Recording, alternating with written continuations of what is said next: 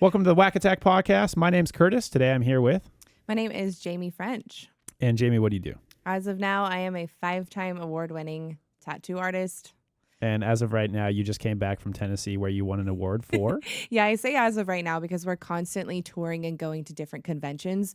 At the conventions, you have an opportunity to place the tattoo that you've done into, a competition and win awards. So a couple weeks ago, 4 weeks ago, I won 2 awards. Last week or the week before, I won 2 more awards. That racked me up to 5. So all right, so if somebody's listening to this, you'll probably be at 10 here and before the end that of would the be year. cool. It doesn't always happen like that. Sometimes you get lucky. Yeah. Sometimes you don't. Sometimes you do, sometimes you don't. And where do you work? Right now, I'm at the Skull Museum. So we're a world-renowned tattoo studio in El Dorado Hills, California.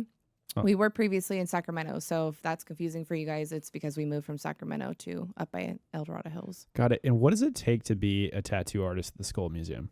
Blood, sweat, and tears. Well, for anybody who is not familiar with the tattoo industry, you work at a world-renowned shop, and you can't just be an artist that gets into that shop. So talk to me a little bit about your story and how you got there. Okay. So, to be at the Skull Museum, you have to truly love what you do, and it's a lot of dedication. We don't take walk-ins, so you're there all day. I got into the Skull Museum from my street shop where I started. Street shop means basically just a shop that takes walk-ins in and out. We do any kind of style, that kind of stuff. Your average, piercing and tattoo shop. As I like to say, pizza tattoos on Friday the 13th. Yeah, Friday the 13th is huge for street shops, so that is like a bread and butter day for them, which... There's a Friday the 13th this week. Yeah, I know. I've been seeing everybody's flash online, and I'm like, I kind of want one. Already got mine, though. Oh, yeah. Yeah, show it. Pew. I mean, pew, pew. Nice little, a little trigger finger tattoo there. Yeah, so works out nice. So your story for how you got to the Skull Museum, where'd you start? Honestly, it was a long road. I was about 8 or 9 years old. The first time I ever even really noticed tattoos. I was 8 or 9 years old, and I actually distinctively remember I was laying on the floor of my living room watching Miami Ink. So if those of you don't know what Miami Ink, it was a tattoo reality show. I think it was on Spike, but that is where Kat Von D had her, coming out and start of her fame. So I saw Kat Von D, and I looked at my mom, and I was like, Mom, I want to be her. And my mom was like, I don't know, maybe get a real job. I know, struck me right in the heart. But ever since that moment, that was the first female artist I had seen, first, woman that I saw that was heavily tattooed. It just wasn't something that I saw all the time. And ever since that, I kind of fell in love with the tattoo culture. I grew up being very, very strong with, my artistic skill and into it. That was kind of my outlet all through high school. I was in art classes. I actually graduated and I exceeded the art classes that we had at our school. So they actually made a special AP art class for me. So that was pretty cool. AP art. AP art. All right. Yeah, I was the only one in the class. This is for all you stick figure humans. This is for the Picassos of the world. Yeah, it was cool. I liked it. Yeah. But yeah, I started there. I was about 15 years old when I actually did start my tattoo journey, though. Who'd you do your first tattoo on? Myself. Really? Yeah. I don't know if I'd recommend that, but yeah. I mean, actually, most tattoo artists start on themselves because, it's a lot easier to practice on yourself and know it's probably not going to be great than tell someone like, hey, this is probably not going to be very good, but do you still want it? Some people are like, sure. Some people are like, no, I actually care about what's on my body. As long as it's Friday the 13th, you might be able to get away with it. Or free. They're like, was it free? And I'm like, yes. Yes. Fine. So you said you were 15 years old when you did your first tattoo on yourself? Yeah, I was 15. I had a family member who really believed in my skill, and they were like, hey, if you start now, by the time you're 18, you're going to be amazing. And because you're an excellent artist at a young age. I think that's one of the things with tattoo artists that I've seen in my life from my experiences. You saw those people when you were in school that were drawing pictures, and these were the people that were drawing like these crazy in-depth pictures that you could just tell they had a vision in their head and they could put it on a piece of paper. Yeah, a lot of it was my high school art teacher too. He was amazing. I remember one time we were holding a mirror and doing self-portraits and drawing what we see. We were focusing on just drawing what we see in the mirror. And he came over to me. He called me French. He's like, French, your portrait is great, but your nose is not that perfect. He's like, are you drawing what you see, or are you drawing what you think you look like? And I was like, oh, stab in the heart. Yeah. We could probably put some VFX on this episode right here and change it for you. Can you put a filter on it? Yeah. Yeah, one of my nostrils is bigger, so. That's all right. I mean, I had to erase and draw it properly, though. So he really opened my eyes, though, in the art world of just. One of my nostrils is bigger. Isn't that sad? It doesn't even look that way. You want to see? Yeah. You want to compare noses? No, I'm kidding. Anyway, we'll kind of jump back into your story here. So you're a hell of an artist. Thank you. And you tattooed on yourself. Mm-hmm. A family member got you a tattoo gun. Is that the right word? Machine. Yeah, we prefer the word machine, but if you. A tattoo machine. A lot of random people will say gun, but no. Yeah. Machine. So talk to me a little bit about how you got the tattoo machine, you giving yourself your first tattoo, and then you transitioning to tattooing on other people. Okay. Yeah. So my tattoo machine, was given to me by a family member, which he always makes this joke that he gets free tattoos for life. And he still holds me to that, literally. So which is cool. I don't mind. What a cheap ass. No, I love him. I love him for it. I wouldn't be here without him. So it's my redheaded counterpart. Oh, there you go. Yeah. And the first tattoo I did was actually pretty funny. My mom had to go back to work. So it was my brother and I at home after school by ourselves, which I don't know if it was the best idea. But he had a friend over and I was in my room. I was trying to tattoo the side of my foot kind of by my ankle. And I'm, all bent, all crazy, trying to tattoo myself. And my brother and his friend walk by and he's like, what is your sister doing? He's like, oh, don't pay her attention. She's a psycho. Because I was in there crying, trying to tattoo myself because it hurts and I didn't know at the time, but the foot is one of the worst spots. So I'm self-infliction, torturing myself in my room, not knowing what I'm doing. And lightweight stabbing your heel, I assume. Is where the inner, the inner of the foot. Yeah. Your arch? Yeah, kind of higher up on the foot, but yes, it goes. So nobody can see it. Yes, I was 15. I had to hide it. You see where I'm going with that? Yeah. And so that was my first one. After that, I kind of decided, okay, this is not easy to do to yourself. So when my parents weren't home, I would get out oranges and lemons and things like that and practice on those. And then I actually just started bringing people from my high school over and giving them tattoos. Giving them tattoos. Did their parents ever I never had a parent get mad at me. Obviously, when my parents found out, they were mad at me. But I would run into things more so I would be in the middle of a tattoo and it was a different machine that I used back then. It was an old coil machine, which we can get into all the different machines later. But those are really hard to put together and maintenance and tune if you don't know what you're doing. So I would be in the middle of a tattoo and my machine would just stop. I remember one time it just stopped and it wouldn't turn back on. I was like, oh, I don't know what's wrong. Sorry. And they were like, what do you mean? I was like, I don't know. I don't know how to fix it. So I would go to this local store and, clean my machine and bring it in and be like, I don't know what's wrong with it. Can you fix it? So I would have to bring people back because it would stop. It was not the easiest thing to learn how to do on your own. So.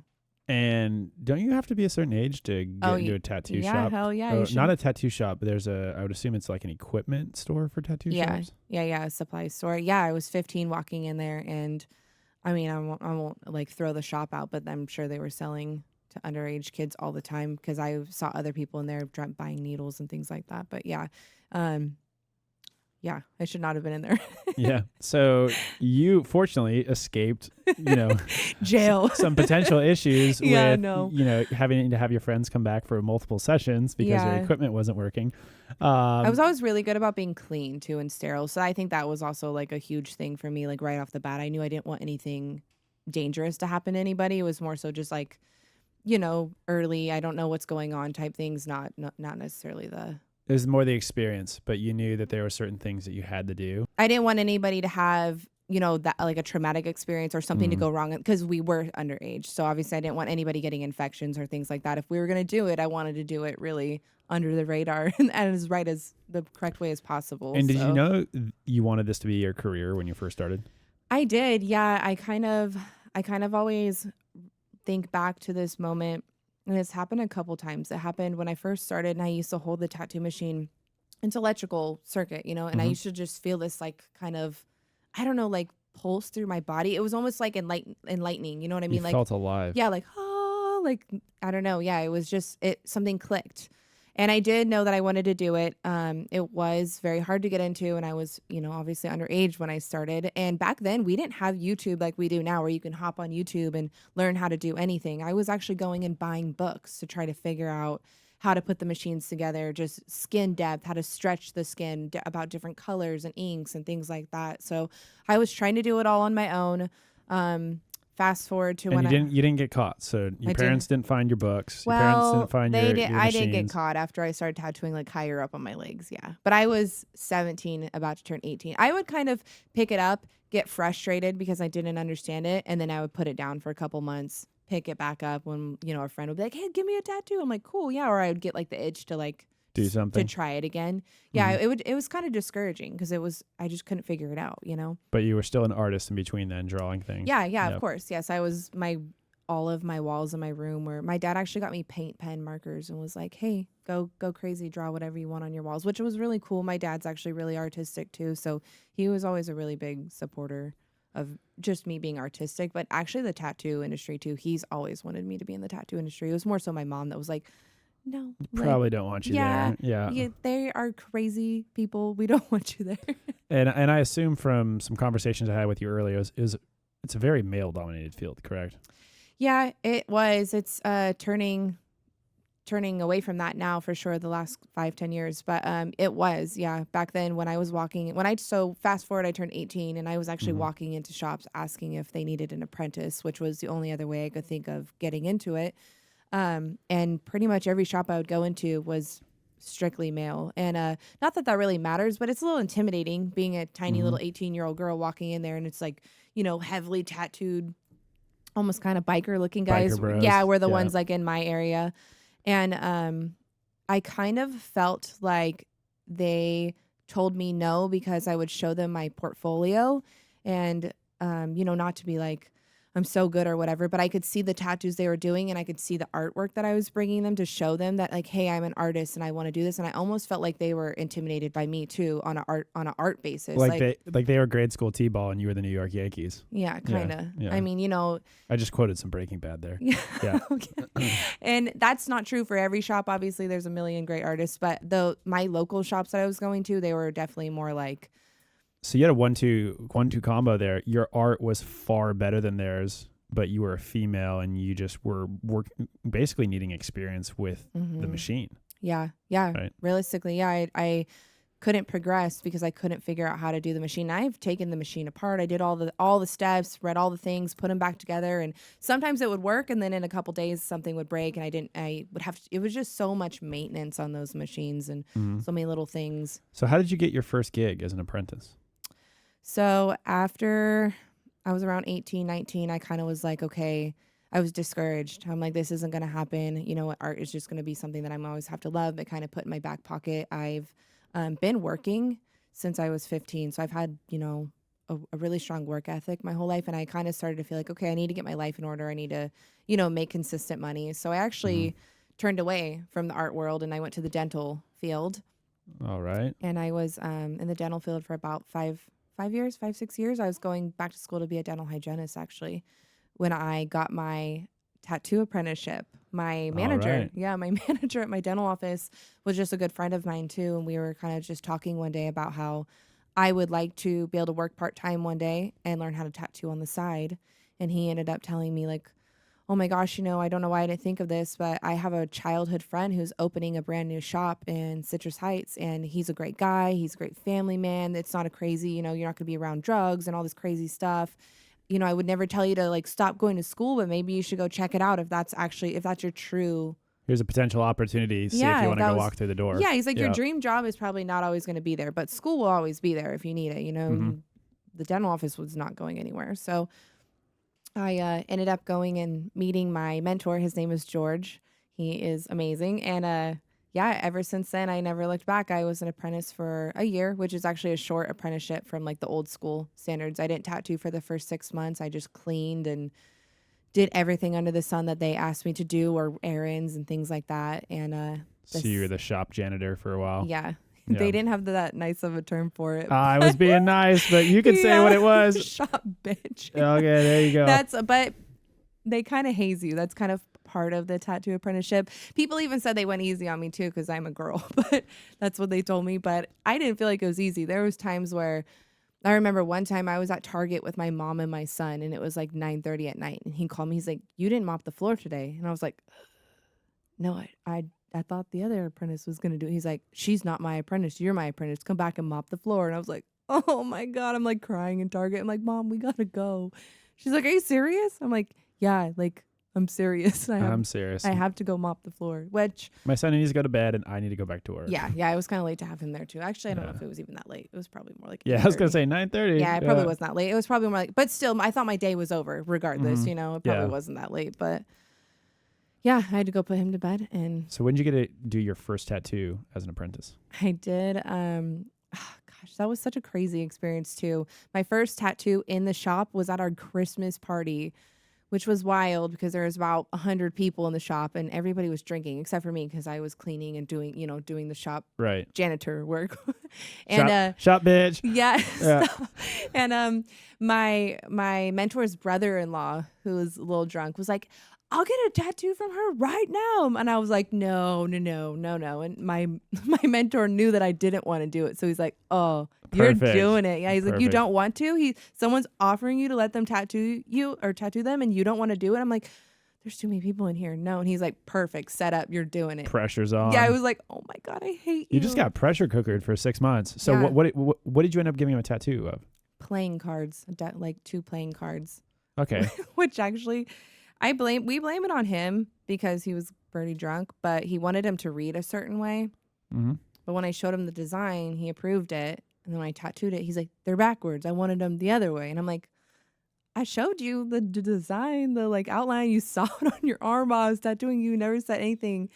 So technically my first tattoo from my client's standpoint was backwards, but my mentor... But everybody around knows that it was his fault. Yeah, my mentor had my back. He's like, "Dude, I saw her show you, like, he was just so drunk he couldn't read anything is what it was." But it was just funny because he liked it, but he was like, "Crap, this is not what I wanted." And now that you're in the place where you're at right now, you know that, people coming in with a blood alcohol content is a no-no when you get a tattoo. Yeah, it's definitely a no-no for multiple reasons, obviously. And it matters the days prior too. If you've like been on a drinking bender a couple of days before your tattoo appointment, I can tell your blood is going to be thinner, along with like you're gonna be a bleeder. Other medications and things like that. But there's a lot to that. But yeah, and then also you can't sign paperwork under the influence of anything. So that's pretty standard with because tattoos are permanent. Who would have thought? Yeah, right. And so you you probably put 2 aces on somebody's hand or wherever they were, and that was your first tattoo in the shop. And so did that get you jump started to being able to give other people tattoos? It did, yeah. And it's actually funny that you bring up Friday the 13th tattoos because my first full day on the floor, like in the shop, like of taking walk-ins and being allowed to do so. Obviously, I wasn't taking any walk-in. There's other artists there who got the more complicated ones, but my first day on the shop taking whatever walk-in I could was a Friday the 13th. And how many tattoos did you do that day? I don't even know, like 30, literally. So you did 31 tattoos in like a week span. Yeah. And you only worked really a day and an evening. Yeah. And that was your introduction to tattooing. So let's you set the stage for how you got into tattooing. Mm-hmm.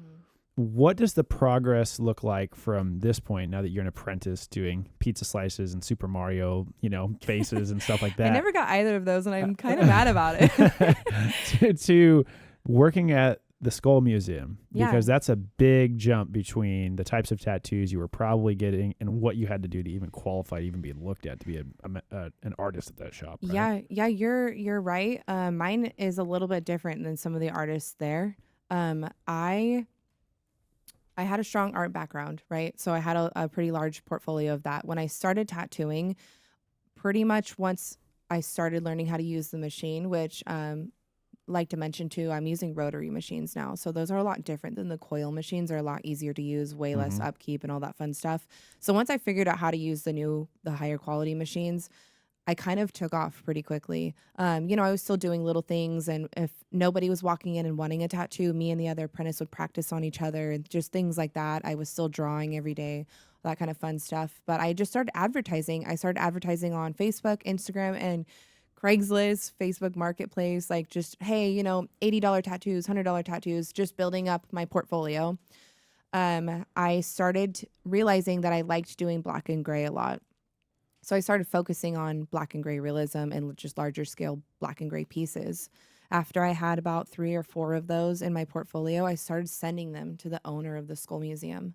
And he wrote me back, I think maybe like the 4th or 5th tattoo that I sent over, and was like, hey, I would like to talk to you about maybe a position, which honestly is pretty rare for the Skull Museum. The Skull Museum is hard to get into. You have to have a year's worth of portfolio. But what was... And you had how much at the time? Months? Yeah, months. But so what was happening at the Skull Museum at the time was So could I just kind of ask a couple clarifying questions? Yeah. So you were basically just getting people to give you enough money to get by, and you were giving them exorbitant tattoos that they wouldn't have normally otherwise got, but for you as a portfolio builder, because you knew that if you just got somebody in the chair and you gave them a nice tattoo, if you gave them something spectacular, word of mouth would bring people in. And honestly, yes, I had people like pretty quickly off the bat were like, you should be charging more. Like there was a time that I worked on a chess piece, and I think I did like, I'm not even joking, like 48 skulls or something like that. We calculated, and I charged him like $200. It was like 70 cents a skull or something like that. It was crazy. But I worked on it for like 8 hours, and I charged him like $200. But yeah, so I had a couple... That guy's listening to this podcast. He's like, I got the deal of the century. Yeah. He was always a great client too. He came in multiple times. So yeah, he was patient because it did take me a long time. But yeah, I just started building my portfolio, and I started sending it over. And at the time, the Skull Museum was getting so booked out with people wanting large scale tattoos that if anybody wrote it, some people just wanted the name of the Skull Museum and the quality. They just wanted an artist who was such high quality to do any kind of tattoo, even little tattoos or medium sized ones. And the artists there were so booked out doing the bigger stuff, they were turning away people. And the owner was like, hey, you know what? I kind of feel like everybody should maybe want to be able to get a tattoo from here if they want one, So maybe we should hire somebody who is okay with doing these medium to smaller size tattoos. So that's actually how I got my in at the Skull Museum. It wasn't because I had this crazy, a million back pieces under my belt and things like that. I got hired to do the smaller stuff. Fast forward to my first week at the Skull Museum, my first 2 days were a back-to-back full lower arm, inner and the outer. And right off the bat, I was doing large scale pieces, and I never even got a chance to do They were just small scale, large pieces. No, right? They weren't even small scale. They were just straight into it? Yeah, straight into it. And they were kind of like, well, this wasn't really the plan for you, but you're booking out and people want your work. So let's just run with it. Roll with it. Yeah, and we rolled with it. And yeah, here I am now. Well, there you go. So I know when we were downstairs, you told me something. And you mentioned the guy that owned the Skull Museum. He kind of ghosted you for a little while. And you mentioned you sent him like 4 or 5 messages. But those 4 or 5 messages, there was a period of time in between those messages, right? Where you're like, a couple months went by. Yeah, couple months. Yeah, maybe like 2 or 3 months at the most. But yeah, I got very lucky going into the Skull Museum. I have my boyfriend. He's like been on this journey with me as well. We got hired at the Skull Museum together. So we both... At the same time. Yeah, we started at the Skull Museum together. We've been tattooing together pretty much our entire tattoo careers. Did you guys know each other before the Skull Museum? Yeah, we started at our street shop together. Oh, so you guys both came from the same shop. Yeah, he hired both of us. He was like, hey, I'm considering hiring this artist. His name's Joseph, my boyfriend. And he's like, I'm going to hire him. And then he realized that we're at the same shop.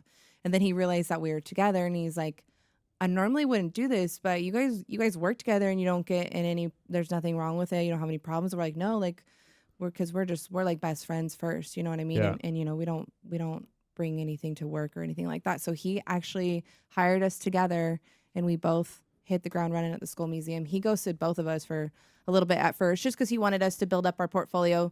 My boyfriend got hired to do the big stuff right away. I was the one who was like, you're going to do the little stuff. And then we both just did the big stuff. Straight to the big stuff. Yeah, so it was cool. I feel really blessed to have that experience because I think me being such a little tattoo baby at the time would have been like shaking in my boots to go there by myself. So it was really cool to like experience that with someone else. You just got thrown straight in the ringer straight away. I mean, giving somebody a card deck tattoo in front of, probably 20 to 100 people. And then I'm sweating thinking about it. And then Friday the 13th is like, you've never done these before. And here's 30 of them. And then boom, portfolio builder. And then you're there at the shop. So let's talk a little bit about what the experience is like at the shop. So I'll throw an example here. I think Al and I have talked to you each and a couple other people we know that are in the area.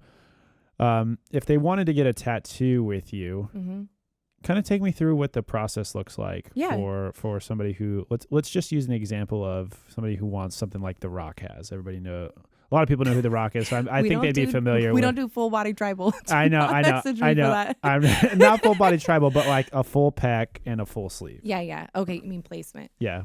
Yeah, it should be fairly easy, honestly. You're welcome to reach out to me on any of my socials prior, but the best way to get in contact with and actually make an appointment is going to be to contact the shop. You can do it through the website, through the emails, or through the phones. The actual like text or call number. Right. It should be fairly easy. And your portfolio, you have it all on mostly on Instagram is where your social is, correct? Yeah, I tend to stick with Instagram just because it's easy. It's free advertising. I get a lot of exposure on there. And what's your handle? J Tattoos 916. You want to spell it out for everyone? Sure. It's JAY Tattoos TATTOOS and then the number 916. All right. Funny story about my Instagram name. Actually, when I first started tattooing, my mentor was like, "Hey, you gotta create a separate Instagram account for your tattoos. Your personal one of like all your selfies is not gonna cut it." And I was like, "Oh, that makes sense." I made a separate tattoo Instagram and nobody liked it. Nobody was following it. And I'm like, you know what? I'm gonna use my personal. And he's like, you need to put something that says you're a tattoo artist. My name was J916, so I just put J Tattoos 916, and it's just stuck. Oh, there you go. Yeah, and sometimes when people come in, they're like, they don't know whether to call me Jay or Jamie. It's okay, either one. Tattoo lady, I don't care. You can call me whatever. Art aficionado. Yeah. So let's use the example of the full pec and the full sleeve in terms of placement on the body. Yeah. I want to come to you. I set an appointment. Okay, so you'll set an appointment. You'll set a deposit. You'll wait and deposit. So let's say the day that I get there for the first time. What does that first day look like? First day is it can go either way. When we're doing larger things like that, we do consult. So you'll come in at about 10 a.m. and we do consult, kind of go over where you want it, why you want it, what the images are, if you have any reference pictures that you like. It doesn't, obviously we're not going to copy anybody's tattoo, but just so I can see things that catch your eye is always nice. So you don't even know what you're going to get as the person who's getting the tattoo. When you walk through the door that day at the shop, you guys are building it the first day. Correct. Yeah, you are going to walk into the shop that day and not know exactly what your design looks like. We like to keep it fresh like that. Obviously, different artists do things different ways, but I personally like to keep it fresh like that because there's been countless times where I contact my client and I'm like, "Hey, what do you want? Like, you're coming up this Tuesday. I'm going to get started on it." And they're like, "Cool, yeah, I really want this wolf. I want a wolf so bad." And then they come in on Tuesday and they're like, "Hey, I actually decided I want a bear." And I'm like, I've spent, 5 hours unpaid at my house just because I was excited. So people change their mind a lot. People talk to their family members, their partners, or this and that, or they, see something else that they feel like would be cool. So people change their mind a lot. So I do like to do them day of. Every now and then, if it's something gigantic like a back piece or something that I'm doing for a convention, I will design prior. But usually you're going to come in around 10 a.m. We're going to meet. A lot of the times I'm meeting someone for the first time. Obviously my returning clients, it's a little bit more chill, like, "Hey buddy, how you doing?" But people that I'm just meeting, it's very like, "Hey, how are you?" We're learning about each other. I'm learning about what you want, what your style is. Cause even realism, you can have people that stray more towards like they like the dark realism, a lot of black, and then you can have like sometimes like ladies, I like the lighter realism, really soft flowers, as long as they look realistic, things like that. So the spectrum of realism tattoos is extremely wide. So you kind of meet that person, you figure out their style of what type of realism stuff they want. You take a picture of the body part, and then they have some free time. They get some downtime. I always recommend that they go get some breakfast or something like that. You want to have a good amount of food in your system, in your body before you get tattooed, because that is going to help. That's going to be what makes you last all day, that and water. So got it. So you guys are doing design the first half of the day or a little bit longer, depending on the placement of the body, how big of a piece it is, et cetera. And then you guys go through a small amount of revisions. Right? Yeah. So basically I'll bring them a rough draft just to make sure they like where I'm going with it. They like the flow of it. And I always tell them to, I'm like, be transparent with me. If there's something that you don't like, tell me. You know, it's going to be on you forever. I want you to have the best experience. If I feel like it's not going to look good, I will also be transparent with you. Like, I'm not going to do a tattoo that I, one, am not proud of, that I don't like, and I don't need the money. So it's about the art for me. So we're transparent with each other. I think that's a really big thing for anybody who's looking to get a tattoo, especially from you, is this is a representation of your artwork, right? They're going to be however long they live for, right? That's a representation of your skills. Yep. And so there are things that you do and don't want to do, or things that you know you should and shouldn't do. So I feel like in the design process, you probably take clients through that. What are some things that you would want potential clients to know about, hey, this is what you should be thinking, and maybe this is what you shouldn't be thinking? Yeah, that's actually a really good point. You have a lot of artists out there that will slap anything on you for a quick buck, and that's definitely not what we're about at the school museum, but me specifically. Like, I like you're saying, it is a representation of my artwork, of myself. My name is on it. They spend good money on it. So all around, I want it to be good quality work.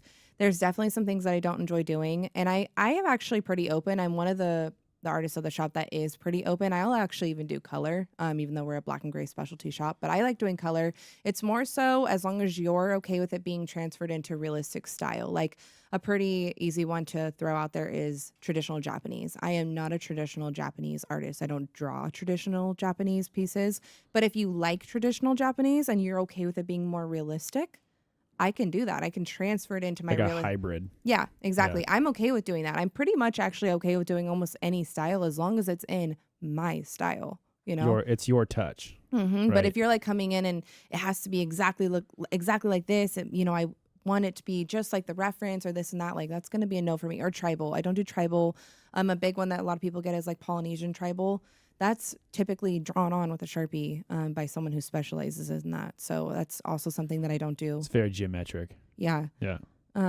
It's beautiful, but it's kind of like it's not your style. Yeah, and it's kind of like if you go to a surgeon and you need your brain, you know, if you need surgery on your brain, you shouldn't go to the heart surgeon. You should probably go to the brain surgeon. You know what I mean? Yeah. Could the heart surgeon still operate on you? Yeah, but should he probably? Are they specialized? Yeah, no. You know, like you should probably go to the person who knows exactly what they're doing in that area. So I kind of try to explain to people like that, because they'll come in with anything sometimes and just be like, I thought tattoo artists do anything. You're an artist. And I'm like, well, yeah, I could draw that. But, and also at this point, if I don't have fun doing it, I'm not going to do it either. Yeah. Because my days are long. So if it's a long fun day that I'm not enjoying, I'm not going to do it. So what about like with the tattoo itself? So a client might ask you for some very fine grained detail or some certain types of shades. And you had told me some of this stuff in passing over the last year or two. Yeah. That there's just certain things that you try to educate a client on, because the way the tattoo is going to, what I would say is like formalize or set, 6, 7, 8 months down the road from now, and how it's going to age. There are certain things that age better with a tattoo. And so you try to help educate clients on what to avoid in certain scenarios. So you want to talk about a couple of those things? Yeah, some of those things. And again, this does vary in what type of style you want. But for realistic stuff, smaller faces, a lot of people will come in and they want, a full-bodied person with this tiny little face on their arm. It just doesn't look good. It might look good for a year or two, but a couple years down the road, it's going to start to blob together. It doesn't matter who you get tattooed by, but ink does move a little bit in the skin over the years as we get older. So things start to bleed together, and if you're not careful when you're designing, you need to make room for that kind of stuff. So tiny faces, things like that, really. Are there any other types of or parts of a tattoo that you would want people to know, like, hey, I'm not going to do tiny faces, but also like tiny roses? Or so basically when you're going into realism, you want to stick with how realistic, how realistic you can display it. So if you're getting a rose, I'm not going to put 40 tiny little roses all over your arm for all of your grandkids and your cousins and your moms. You need to get a nice, big, staple, beautiful rose. So what we do at the shop it's why people have that wow factor when they look at our tattoos. I really try to look at it as I'm not doing a tattoo on you. I'm doing a painting on you. So when you have someone look at your tattoo, it's really going to be like, oh my gosh, like that doesn't even look like a tattoo. It looks like a painting. Where does it stop? Where does it start? How long did that take? How many sessions was that? That's the goal that I'm going for. Yeah. So you have composition, you have contrast. Composition basically is, how is it laid out? How are you overall looking at it? How does your eye follow it and flow? Contrast is, the light to dark. And from across the room, can you read that tattoo? And then when you get up close, wow, you see all the amazing details. So those are kind of some of the things that I personally look for when I'm designing. All right. So that's just day one. Yeah.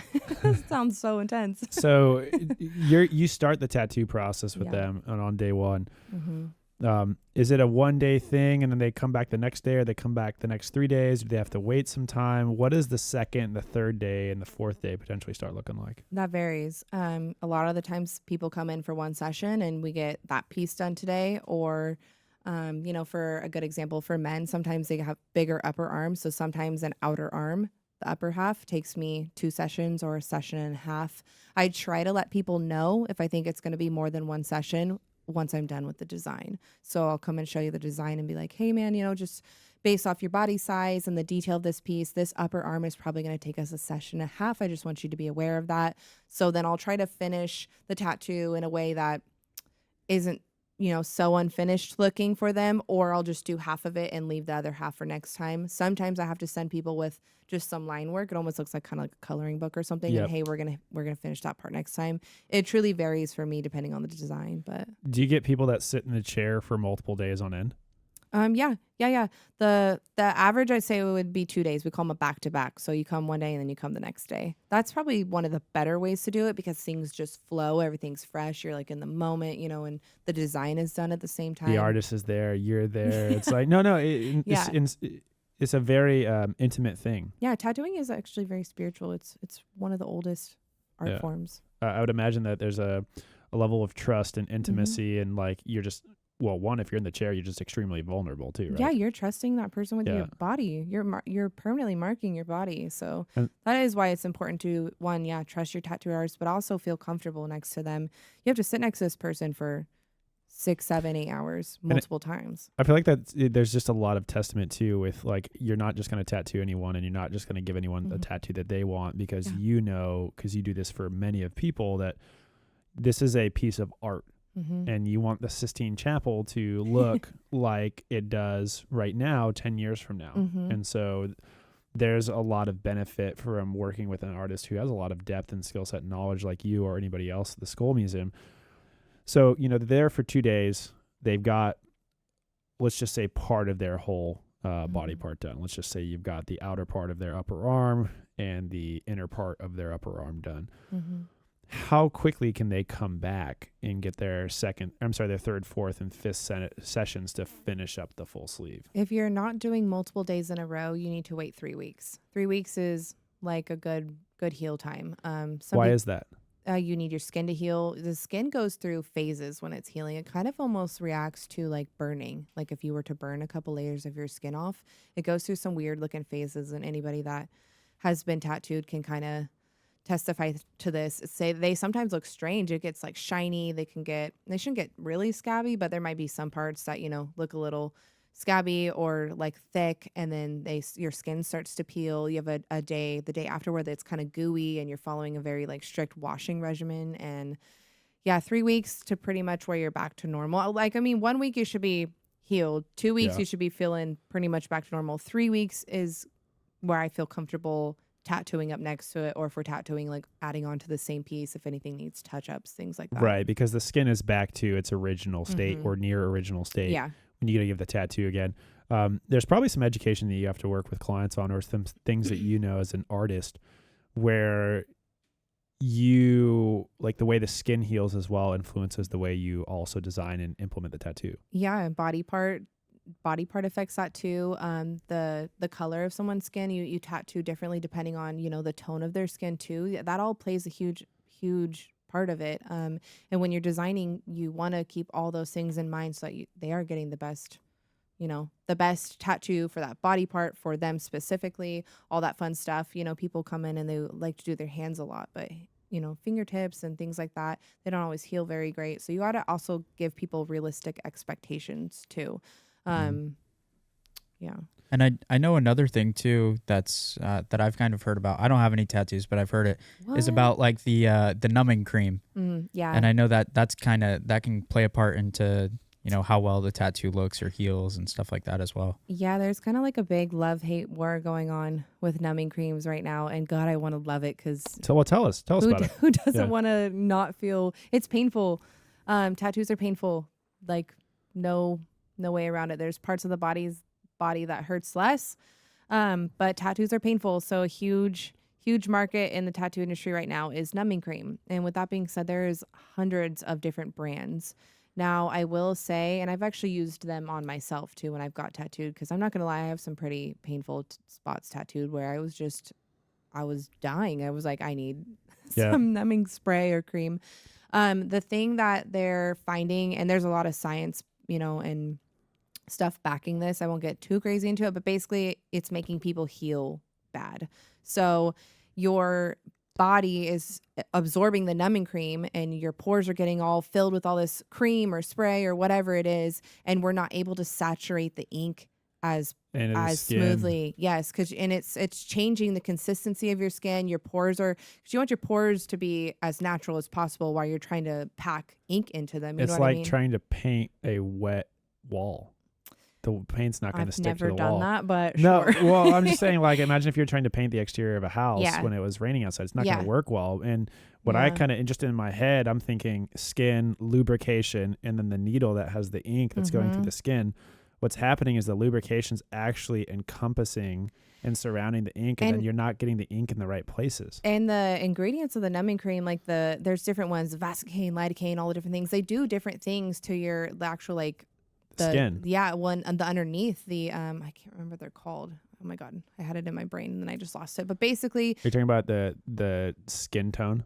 No, that does happen too, though. A lot of people who use numbing cream, they get super red, and your tattoo just looks crazy. Which would also affect your ability to give the tattoo, because you're relying on the natural contrast of somebody's body, and if they're actively changing while you're doing the tattoo, that could kind of mess you up visually as an artist. Yeah, so it's doing multiple things. Honestly, there's a lot of really good.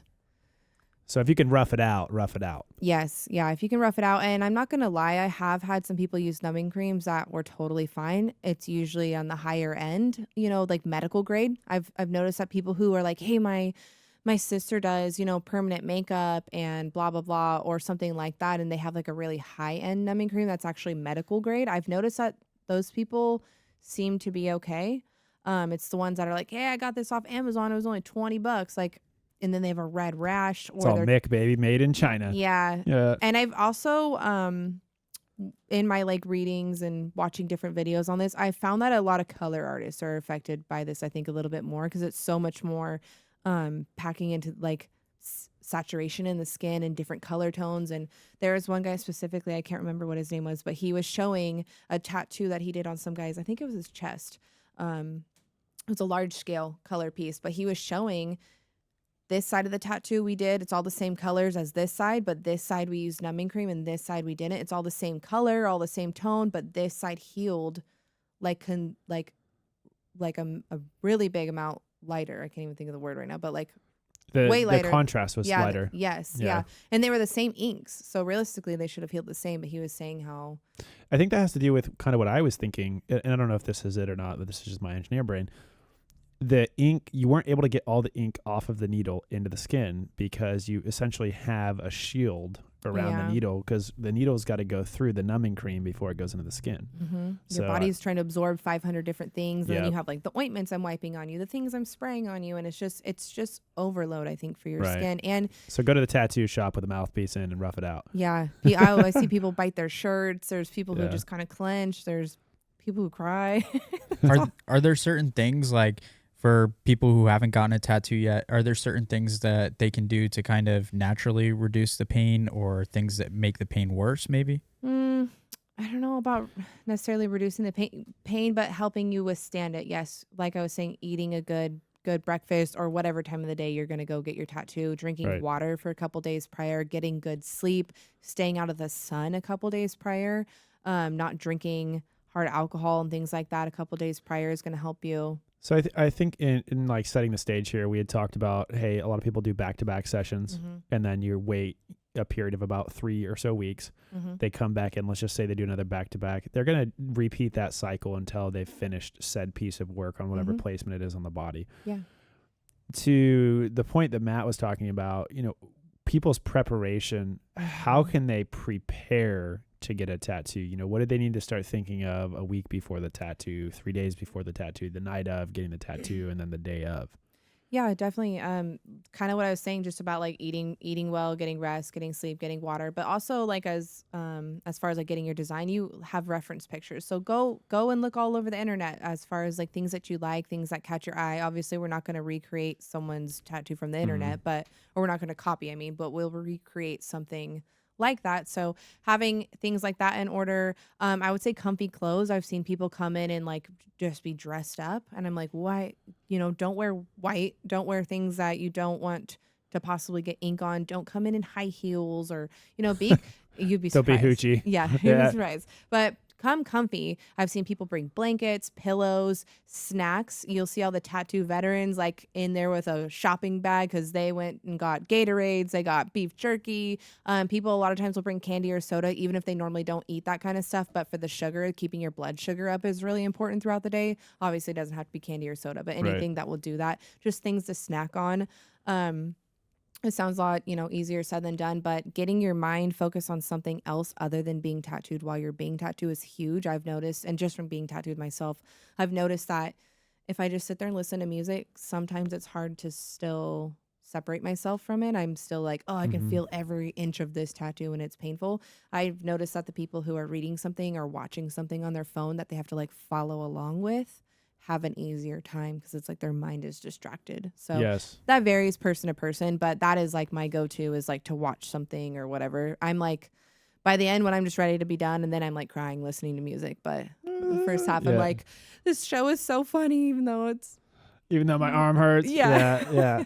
So preparation wise, it seems like the health of the skin. Yeah. Right. You want your skin to be in a very healthy state before you get tattooed. If your skin is, what I would assume is dehydrated, or your body's dehydrated, or you're not well nourished, also well slept too. Yeah. Those types of things would play into your ability as an artist because the skin is your canvas. Another thing I missed too was, actually taking actual care of your skin. And I don't mean to like bash men, but it's usually the guys that are like, have never heard of lotion before.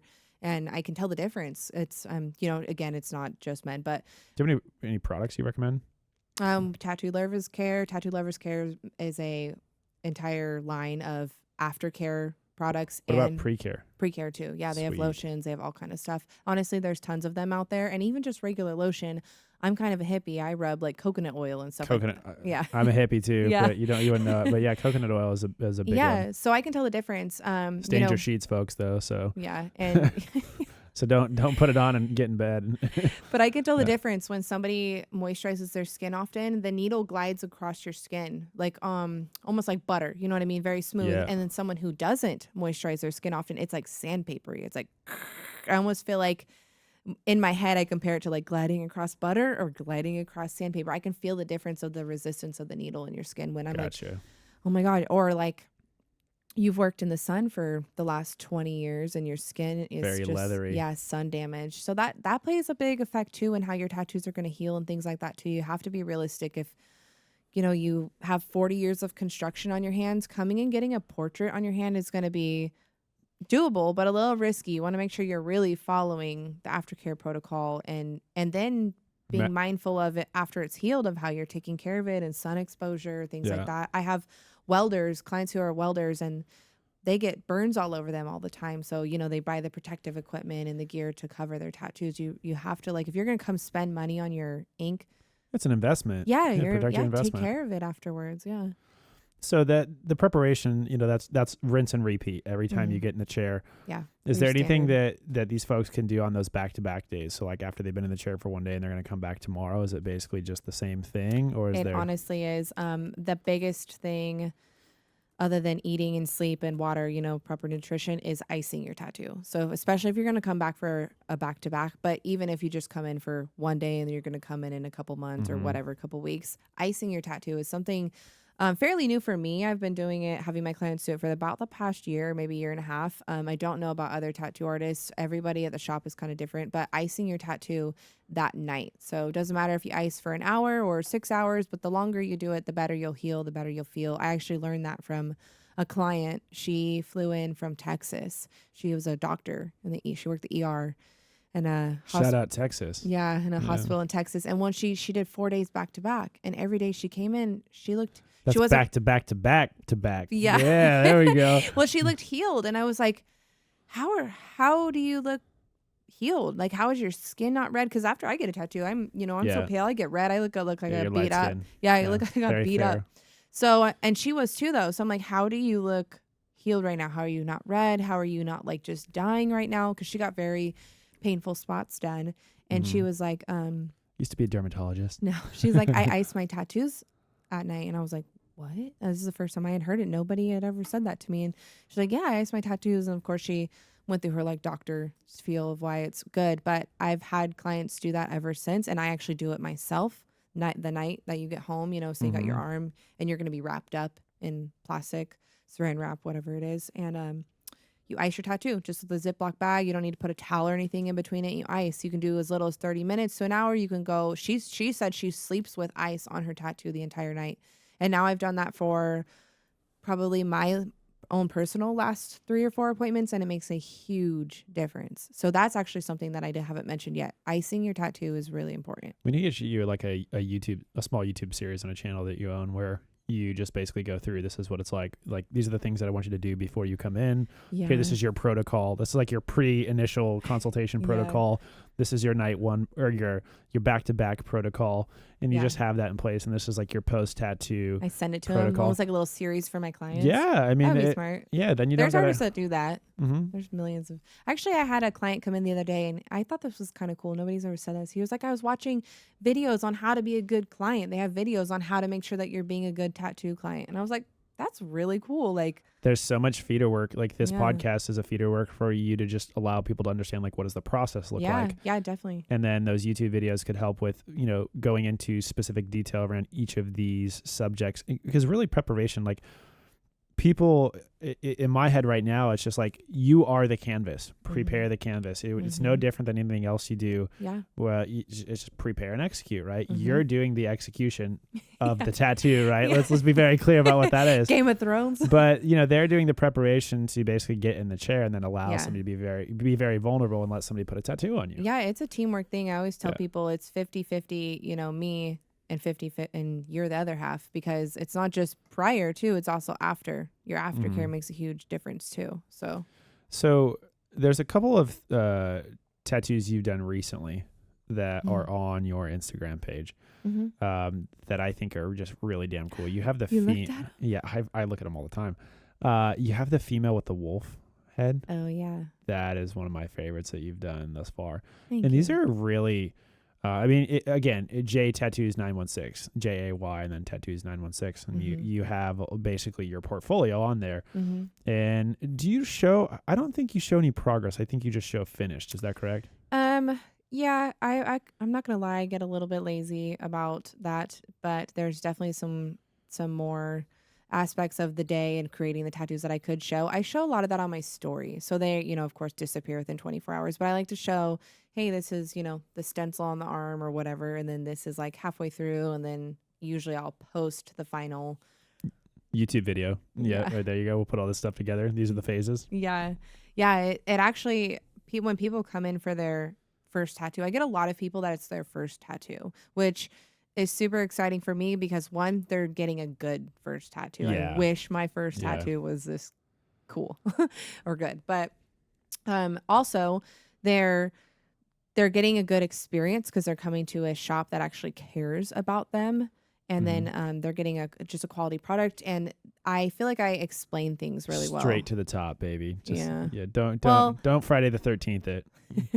Yeah, but I feel like we are good about explaining things, giving people a good experience, understanding the tattoo realm, because there's a lot of like people don't realize how much goes into it. Like the designing. Oh, you guys don't just draw this up really quick and tattoo it. Like, no, that takes hours. It takes hours to design this. Like, and then cutting out the stencil, sizing it to your body part, laying the stencil on you, like all the different things that we have to. Could you go a little bit more in depth about laying the tattoo on somebody and sizing the tattoo for the size of their body part? The worst part is laying a stencil. Oh, I hate it, but I think every tattoo artist hates it. No, not the sizing it. That's an important part. That's actually a fun part because you come out with your outline or whatever you use as your outline. Look at my henna tattoo. Yeah, that's kind of what it looks like. Well, we hold it up for the first time to your body, like in the mirror, and that's when you like kind of get like the ooh, like oh my gosh, it's happening, it's real. And I actually like to include my client in the sizing process because I want them to understand. Sometimes clients are a little scared to go big, or they want smaller, or they want bigger. And I'm like, vice versa. I'm like, hey, this is why we're doing it this size. This is why we're like positioning it this way. Anytime you put a tattoo on someone's body, you always want to make their body look better. You want to complement the tone of the body, the shape of the body, whatever it is, whatever body part. You always want to enhance their appearance. And this is why working with somebody like you, I think, is far more important than just going to a regular shop, because there are things that you do as an artist to help people's body look better, because there are people who get tattoos to cover up scars or, there's makeup tattoos. Or cover up tattoos. There's also people that are doing these for like cosmetic reasons. Aesthetic reasons. They just want somebody to compliment them. Yeah. I've heard of people getting their fingernails, tattooed on if they had lost their fingernail. If you have breast cancer. Yeah. So, do you want to... A vasectomy? No, mastectomy. Oh, I was like, I don't think you can tattoo that. What do we tattoo? Wrong one. That's where mumbling comes into play, folks. I know. Vasectomy is different than vasectomy. I said mastectomy. Yes. In my ears, it sounded a little bit different. Your boy ears. No, well, I mean, it's just one of those things. Because as a guy, I have a family right now, so. No. Well, no, it's one of the I know plenty of men who they're like, I'm done having kids. Vasectomy. Yeah, easy. Yeah. And responsible. Very responsible. Gotcha. So back on the tattoo topic here, there's things that you can do to help people. Like there's also stretch marks. Yeah, right? stretch marks. Yeah. Just talk to me about your experience with some of those types of tattoos and just being in the industry and what the industry is capable of doing, not just black and white realism. Yeah. There's such beautiful aspects of the industry for that reason. Even all the different color works, all the different styles, all the different like ethnic tattoos. There's so many different things, and then the cosmetic stuff too. So you have covering stretch marks. You have, like we were talking about, if you've had breast cancer and things like that. There's people who have lost their nails. I've seen tattooed on. I've seen people who have really bad hyperpigmentation all over their face, or she's never had nice thick eyebrows and she feels like her face isn't framed properly because she doesn't have nice eyebrows. You can go get your eyebrows tattooed on now. You can get your eyeliner tattooed on. You can get your lipstick. You can get freckles. There's so many different things. You can get skin tone, to help with your... Holy crap. Now that you say that, I'd always thought that people had used makeup to put freckles on, but there are people who have like very perfect freckles, and I bet you those are tattoos. I know this is going to blow your mind right now, but there is a trend going around. I don't know if you could think TikTok or whatever, but people are getting rainbow tattoos or rainbow freckles on their face. Like colored. I know. Is that like an anime thing? I don't know. I don't know where it comes from, but that's what I'm saying. The tattoo world is wild, booming and wild. Yeah, there's so many different twists and turns and different, I think different areas too have different things. But yeah, you can get regular freckles, which was so crazy to me when I heard, because I'm like, oh my God, I try to hide mine, and people used to laugh at me for them. Yeah, you're coming here and getting them tattooed, but they actually are really cute. But I've seen people You're now. very Irish. Yeah. I've seen people now with like red, green, purple, yellow, like they're like almost like a rainbow sprinkle. They got Skittles on their face. Yes. Yeah, Those aren't freckles, folks. Do you know the Skittles commercial where she's like, I ate the Skittle, and she has like Skittle pox. Yeah, Skittle pox. That's what it reminds me of. But I mean, to each his own, whatever, right? Like, Yeah. Well, and it's crazy too, like how social media can make like all of these, different things kind of go viral. Yeah. Like I know there's Tide Pods, bro. Yeah, like people eating fucking Tide Pods. eating Tide Pods, or so I'm not even into tattoos really, but there's this guy, his name's Dudo Lozano, I think, and he does like Dudo or doo-doo? I think it's Duda. Dudo. Okay. I think he's Brazilian, but he does these like realistic patches that he tattoos on people, and like it looks like someone has like an iron-on patch on them, and it's crazy. Aren't they cool? Yeah, they're so cool. That I have never even attempted one, and I look at those ones, I'm like, oh my god, where do they even start? And I've watched videos, and they're just like slowly back and forth. But yeah, there's so many different styles. There's people. A lot of artists are making jokes now online because people are just coming up with styles. Like, I can't remember what it was, like where you just drip ink all over someone and you tattoo wherever the ink is dripped. Oh, I've seen that too. Yeah, wild. And there's another guy too that I've seen some of his work. Abstract. Yeah. Abstract tattooing. Exactly. How'd you work? Oh, we I set think they him up. call We them a spun liquid some paint tattoo. around. They're like, hey, do you do liquid tattoos or something like that? And they're like, what is a What? liquid tattoo? There's one guy specifically who makes like videos making fun of this kind of stuff. But that is actually, as funny as it is to laugh about all the different things, that is actually one of the things I love about the tattoo industry. It's everything. It's art. Everything and anything. Yeah, I love it. It's art. It's whatever you want it to be. You just happen to specialize in probably one of the most technical things. Yeah, because I truly, and the owner of my shop explains it to us in this way too, and this is what's resonated with me the most because I actually really love painting. Be on the lookout. I'm about to be putting out a lot more paintings too to purchase and buy prints. But I look at tattooing. Shameless plug. That's my sponsor. I look at tattooing as painting. Is kind of how I approach it. That's kind of how I tattoo. That's kind of how I look at someone's body and their canvas. So that is specifically why I like the black and gray realism. I am probably going to dabble into more color, but I think I will always kind of go the more like painter, large scale painting type vibe instead of very like. You've always had very intricate, in depth, very detail oriented drawings. Thanks. Have you ever heard of?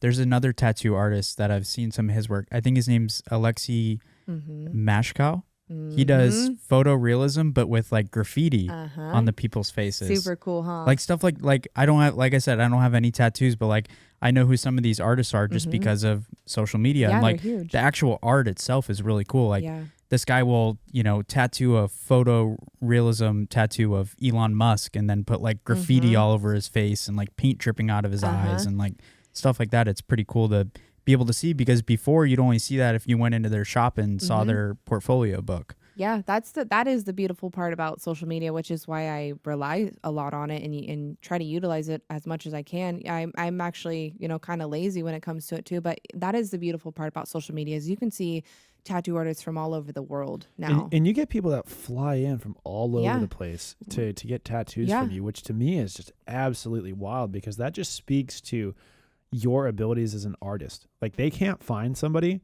within 1,000 miles of them. So they fly, 2,000, 3,000, 4,000 miles to come down and see you. Yeah. We've had people come from, East Coast or Midwest and be like, I literally looked for months to find somebody close to me. And there's just no one out here who does tattoos.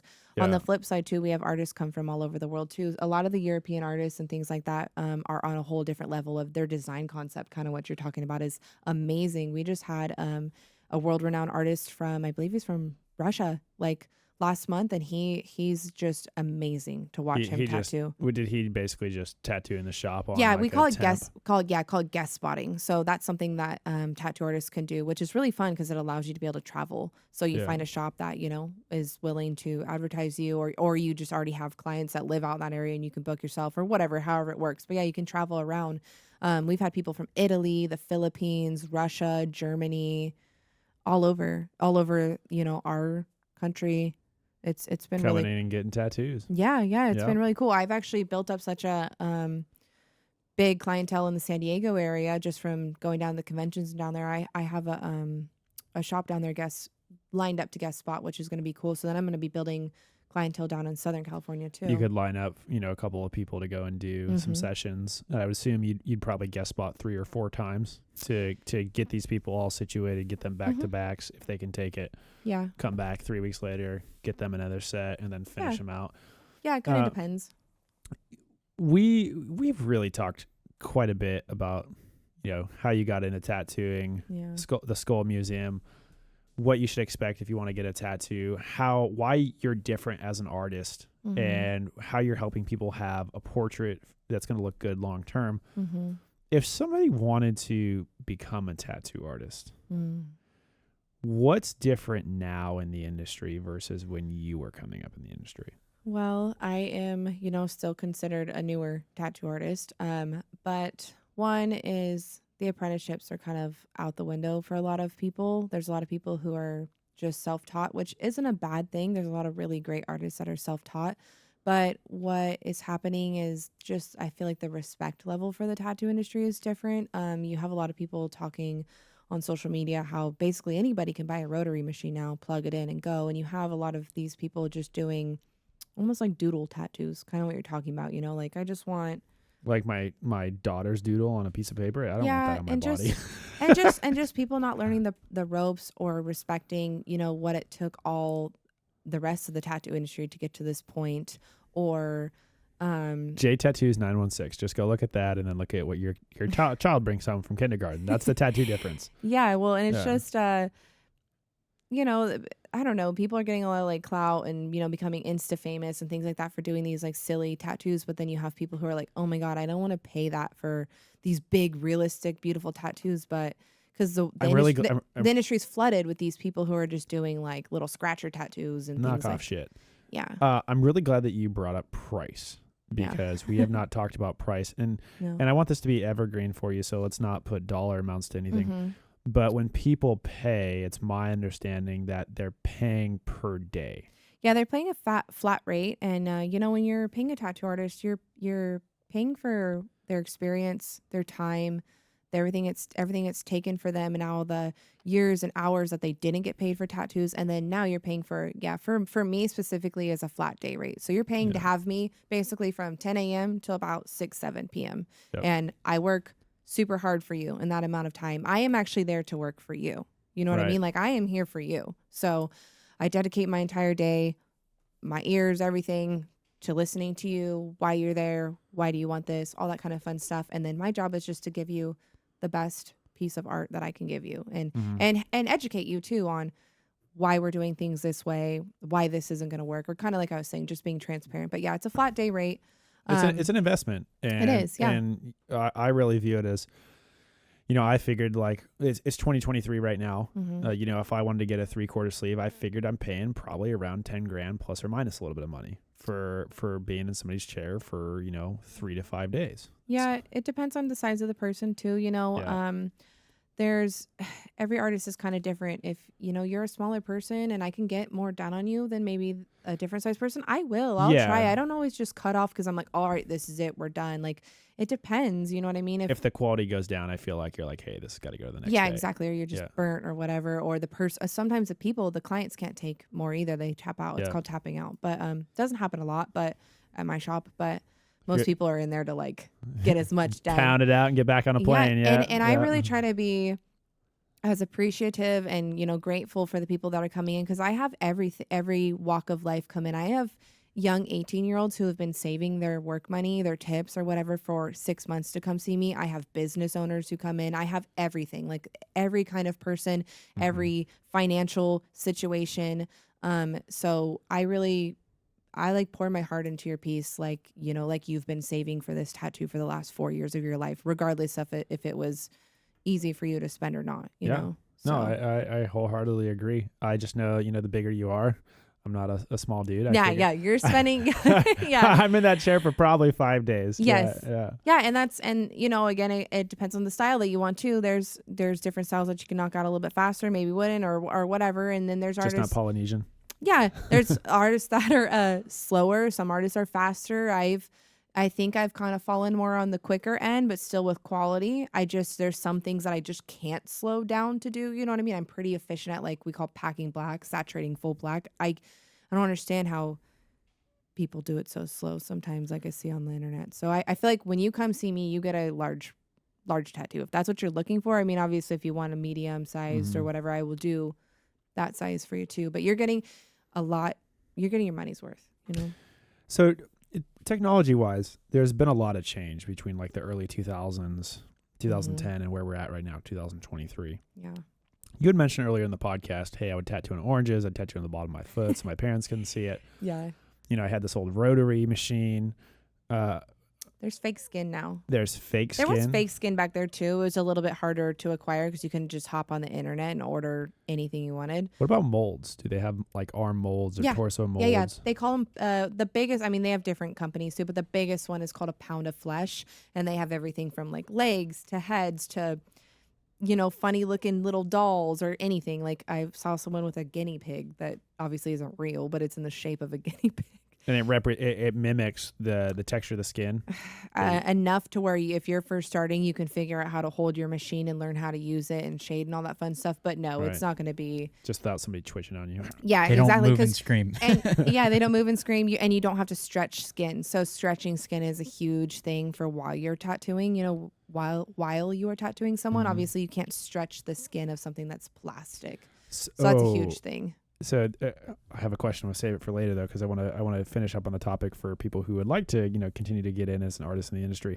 So there's things that they could do to test. There's better equipment now. They have tattoo hardware stores where you can go and get all your stuff for tattoos.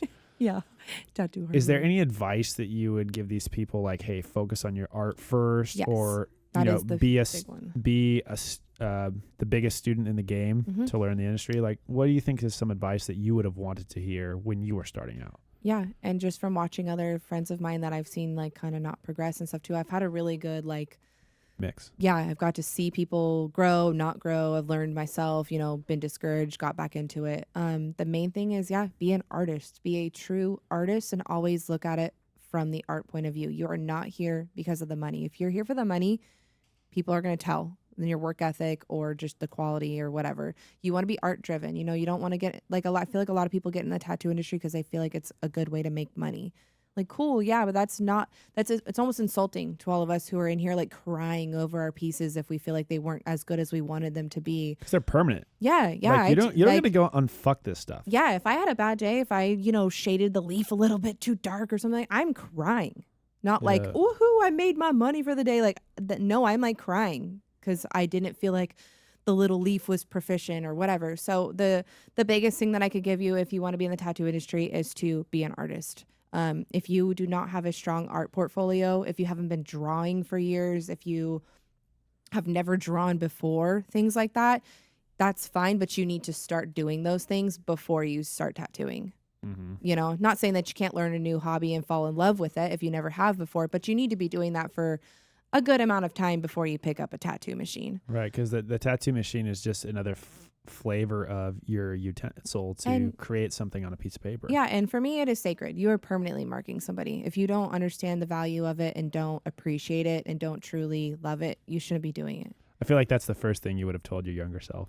Yeah. Well, and I've always felt that way. So I, you know, that's just always something that's been natural for me. It's a important and deep rooted thing for me. I've literally been like worshiping the tattoo industry since I was about 8. Like literally, it means a lot to me. Even when I was discouraged, even when I felt like I couldn't do it, it was still so deep rooted in my like soul, really. So yeah, be a true artist. And then another thing is to shut up and listen. When someone is explaining something to you, if they're trying to teach you something, even if they're not the best artists in the world or they don't do the style that you want to do, be quiet. You can always learn from somebody. And it's the tattoo artists or the apprentices that you're trying to explain something to them. They're like, oh yeah, I know. Yeah, I was going to do that. Yeah. It's like, no, you weren't. Yeah. Like, shut up. You don't know what you're talking about. Or even if you do know, let me finish what I'm saying. You know what I mean? Like, so many people get like early on into the mindset of they know everything and they know how to do this and blah, blah, blah. So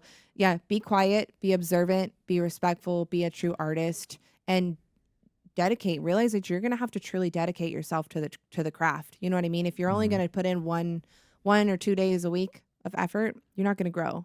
If you're going to spend half your time tattooing and the rest of the half of your life, you know, not being smart with too, like money management or just taking care of your body too. Those are huge too, because people make good money tattooing. If you blow all your money, you're not going to have a sustainable career. You know what I mean? And then you're going to have to go back to tattoo somebody to make money. And it's because this is permanent, right? That kind of runs counter to your vision and methodology as an artist. Yeah. And taking care of yourself, you know, people like, oh, you're tattooing, you're indoors all day, you're doing a really cool job, must be so easy. It fucks with you. It is extremely hard on your body. You are constantly bent, your neck is turned weird, your wrists, your hands, your fingers, your back, you're sitting.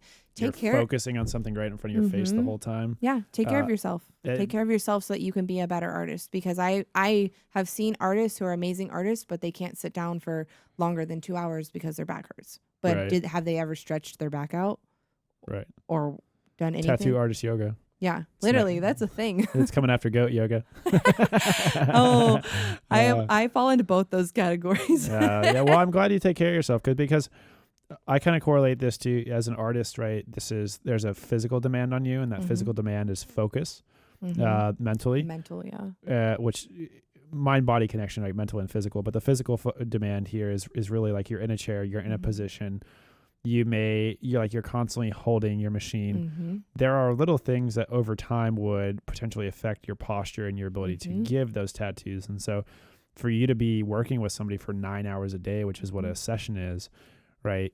That 9 hours, right? You have to be able to perform pretty constant, right? You have to, what I would assume is not have the drop off between hours 6 and 9. Yeah. And it happens. And I've seen it happen. And you can kind of tell, like, you know, and not that even if you're the epitome of health, not that that doesn't happen, because everybody gets tired, but that does play a huge, you know, or if you're not sleeping the night before, you know, it's the human aspect. Yeah. And especially when you're at a higher quality shop, like where we're at, you know, like I'm not going to go out and drink till 2 a.m. the night before your tattoo. That is me doing you a disservice, because I'm going to come in the next day and be half-assed. You know what I mean? So in a qualification checklist of somebody who's getting a tattoo, when you show up to a shop, you should also do some verbal, you know, checks with the artist, but also some visual checks with the artist to make sure that, you know, like you've done a good job preparing yourself, but another YouTube video is what should you look for in your tattoo artist the day of? Yes. Right? Yeah, totally. And I actually tell people that, you know, obviously alert and there and happy to meet you and all that, like grateful. But I tell people that even when I'm like sizing things, like, hey, I'm teaching, like, this is why we're putting this on your body. I care about how this is going to age. That's why I want to go a little bit bigger, blah, blah, blah. But I will literally, it changes what I'm talking about. But I've told people that, like, hey, it doesn't matter if you come to me or whoever you're going to, whatever artist you're going to make sure that they're checking and doing these kind of things for you, because this is an artist that actually cares about what they're putting on you. Yes. And it's a huge difference. It's a difference between, cool tat, or like, holy crap, that tattoo's amazing. It doesn't even look like a tattoo. There is a difference. So I had mentioned that there was this question that I wanted to save in the back of my head. Oh, but no, I'm kind of scared. No, don't be scared. And I want to bring that back up. So okay. I feel like is it easier to work on somebody who has less fat on their body, or is it harder to work on somebody who has less fat on their body? You know, that's kind of, because you talk about stretching the skin. Yeah, I'm going to say it's better to have, honestly, like in the middle. The less meat you have on your body, you're a lot bonier, and sometimes less space to put something. So sometimes, like, instead of having a little bit wider of an arm and you can see the whole lion face, you can only see half the lion face. But people can't change their body.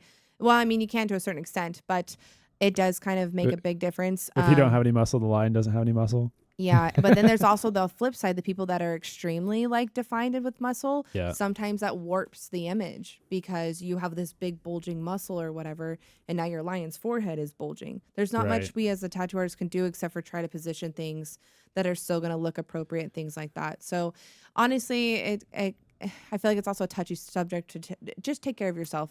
If you want to get tattoos, take care of your skin, take care of your body, try to be as healthy as you can. If you're not the most healthy person or fit or whatever, can you get a tattoo? Hell yeah. But sometimes, you know, your tattoo can change over your life too if you fluctuate in weight too much too. I guess I'd say that's like the biggest thing. If you're going to go up and down in weight, stretching of the skin, yes. whether that's, you decide to take an anabolic steroid and, pack on 20 pounds and really warp the size of your muscles in what looks positive, but since your skin was previously tattooed, right, that's going to change.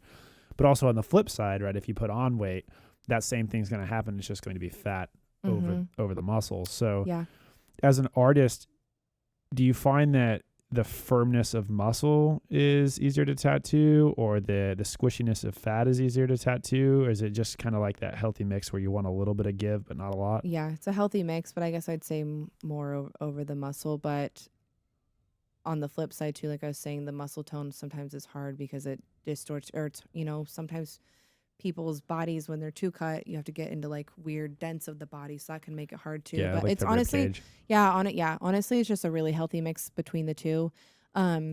Because when you're on the flip side, very skinny, very bony, that's okay, but it can be a little extra painful for the client too, because like I always think of like girls' hip bones and things like that. Oh yeah. Or like their rib cage or your elbow, if it doesn't have any kind of meat on it, like your elbow is going to be pretty excruciating. The main thing I would say too, which I feel like myself personally, being so much into health and wellness and taking care of yourself, I've seen this play effect into how people heal, and I don't think a lot of people talk about it. Your immune system. If your immune system is just shot and you eat like crap all the time and you go get a gigantic tattoo, your body's going to have a hard time healing that tattoo. Well, let's just talk about recovery for a second. Yeah. You're just like anything. You're recovering. Yeah, I could add a little bit of context here, just because this is something that this is my tattooing. Yep. And I won't talk too much, but I'm really glad you said wellness, because health and wellness are not the same thing. In my opinion, they're not. Really, the focus is on wellness, and how you live and die by what you put in your mouth, and what you put in your mouth influences your ability to recover. Sleep influences your ability to recover. And the quality of what you put in your mouth influences your body's ability to have a healthy gut microbiome, which influences your immunity. And we kind of come full circle here. So if you're eating shit foods, or you're having seed oils in your diet, or highly processed grains, or not eating organic whatevers. I love you so much. Yeah, you're actually doing your body a disservice, because you can recover faster. This is no different than breaking a bone or going through a major surgery. Your ability to recover and bounce back doesn't seem any different, because your skin is the largest organ in your body.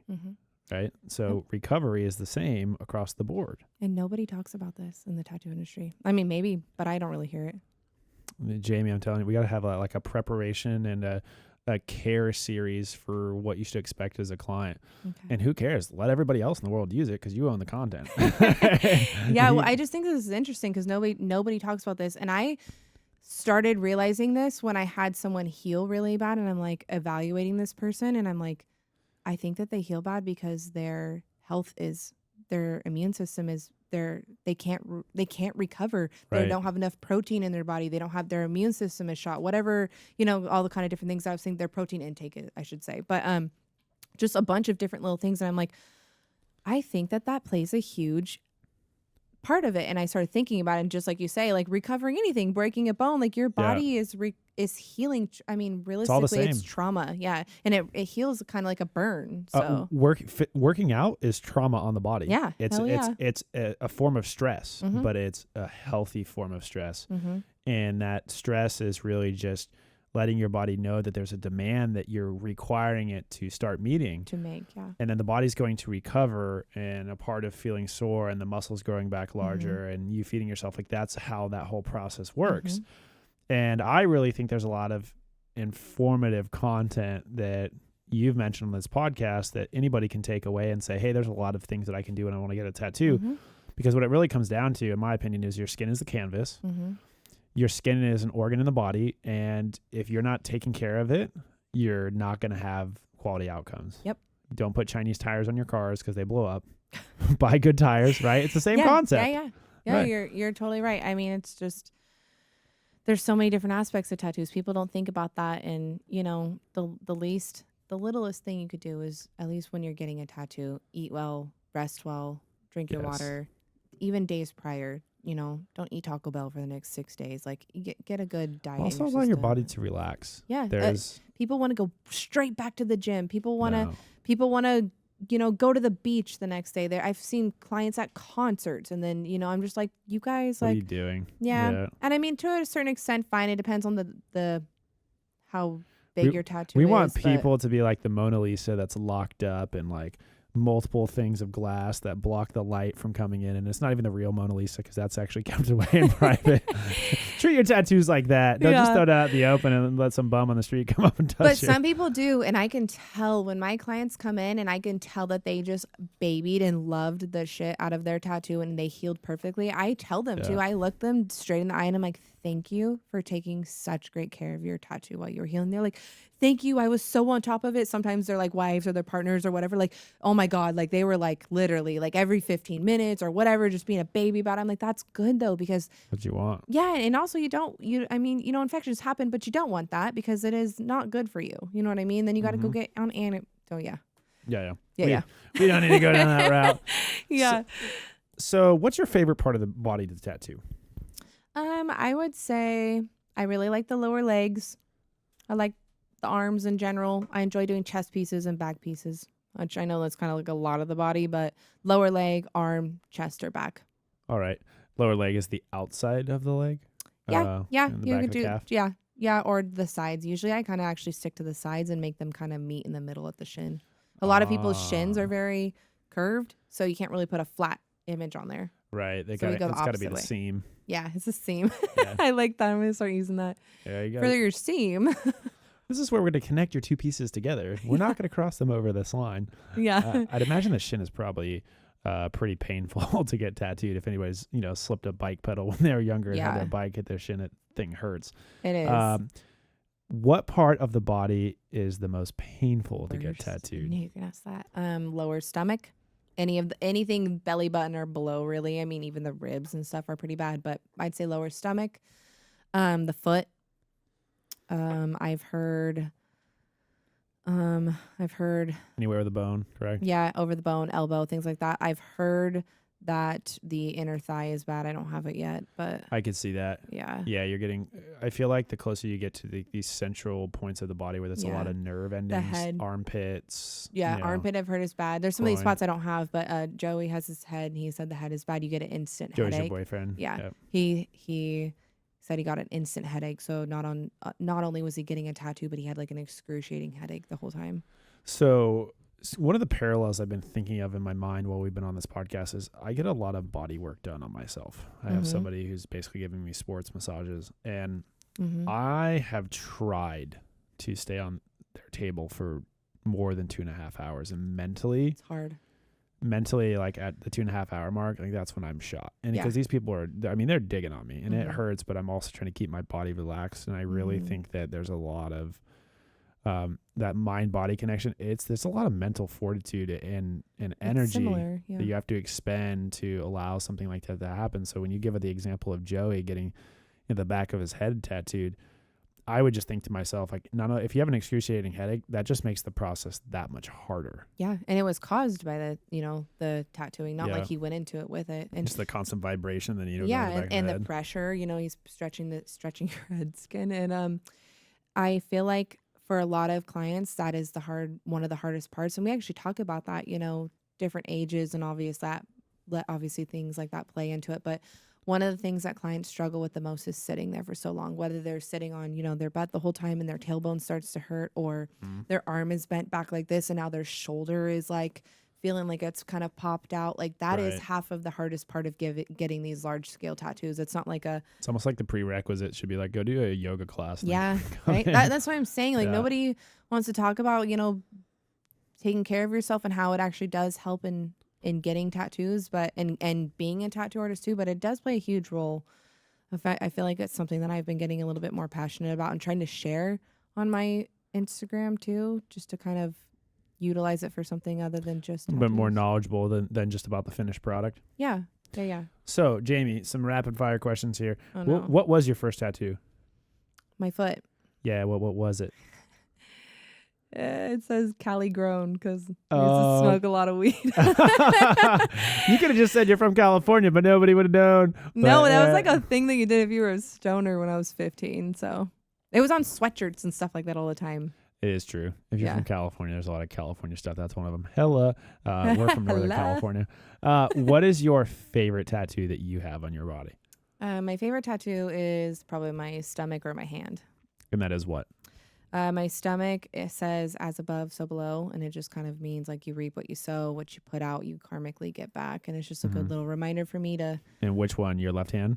Yeah, my left hand. So can you show it to me so I could describe it to people who are. It's a C and an S. Yeah, with like a spear in the middle. Yeah, it's just a. Oh my God, what are those called where you're just separating the letter? Oh, it's a delimiter. Yeah. Yeah.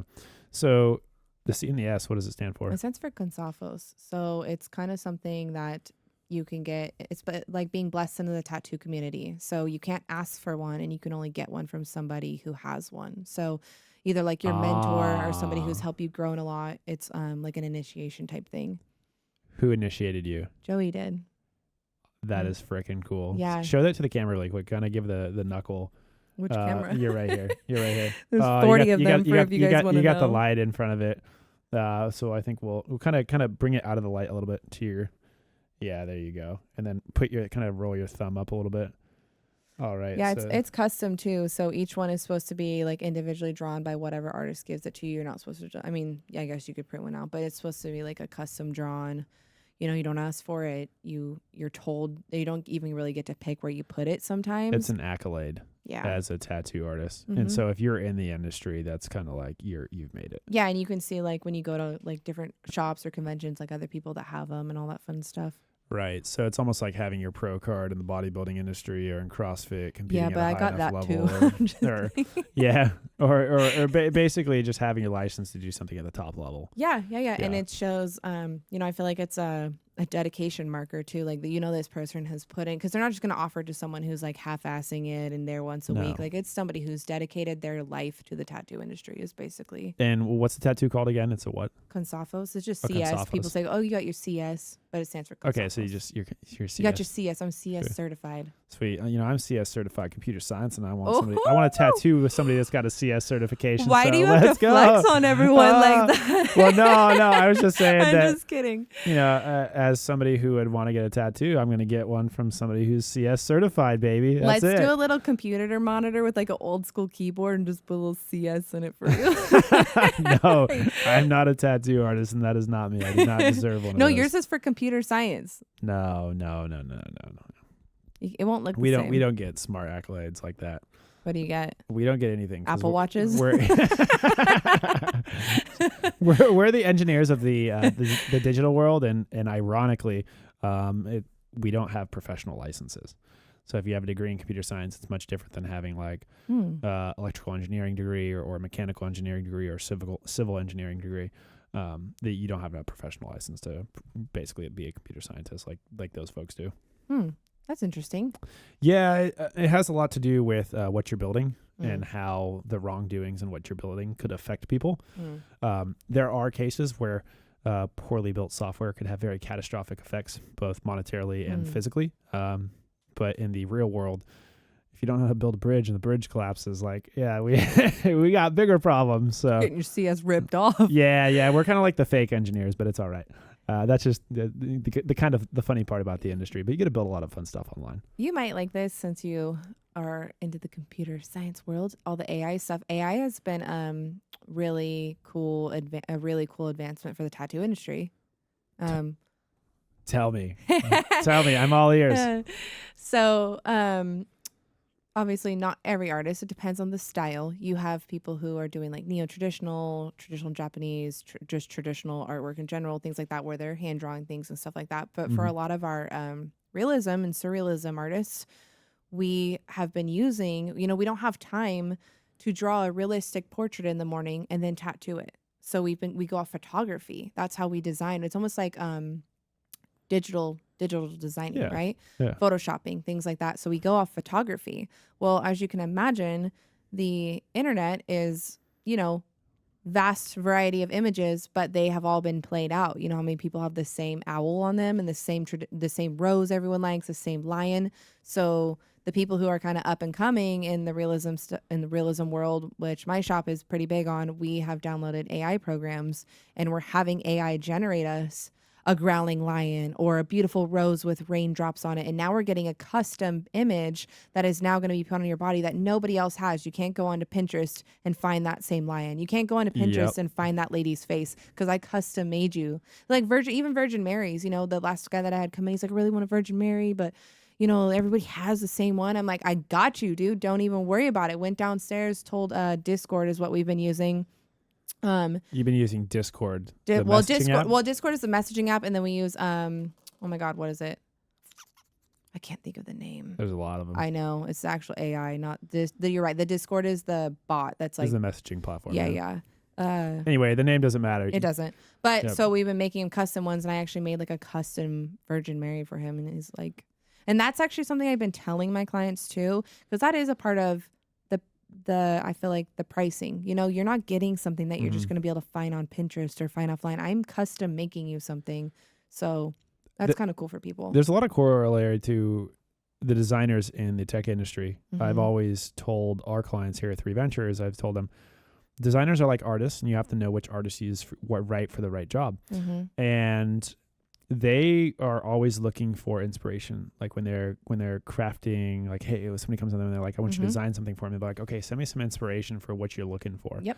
And it runs really parallel with a lot of the things that you've been talking about here, and it's no different, right? Their canvas is using a product like Figma or Sketch or XD or hopefully not Photoshop anymore. I thought of it too as Midjourney. Midjourney is sweet. Midjourney is awesome. Yeah, so they kind of go through that similar process, and then they're crafting a piece of art based on their style or what they're good at. And you know, that's where being an artist is really beneficial, because you can really niche up and be super good at something, but the inspiration is where a lot of your ability to quickly get to a design that your client is asking for, you can get there and be able to iterate on like the fine details a lot faster.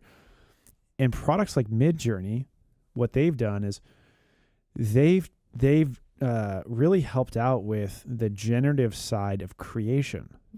And so now you can get a lot more of this inspiration fairly quickly. You give something a prompt, you know, I want a Virgin Mary and this XYZ, you know, art style with you can even this in the background. Boom. Yep.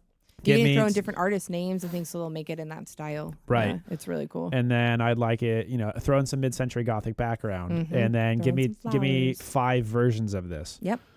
And what we've really just been seeing with Gen AI is in the research space. And that's a parallel to this, you know, give me inspiration, right? You're really doing research. Yeah.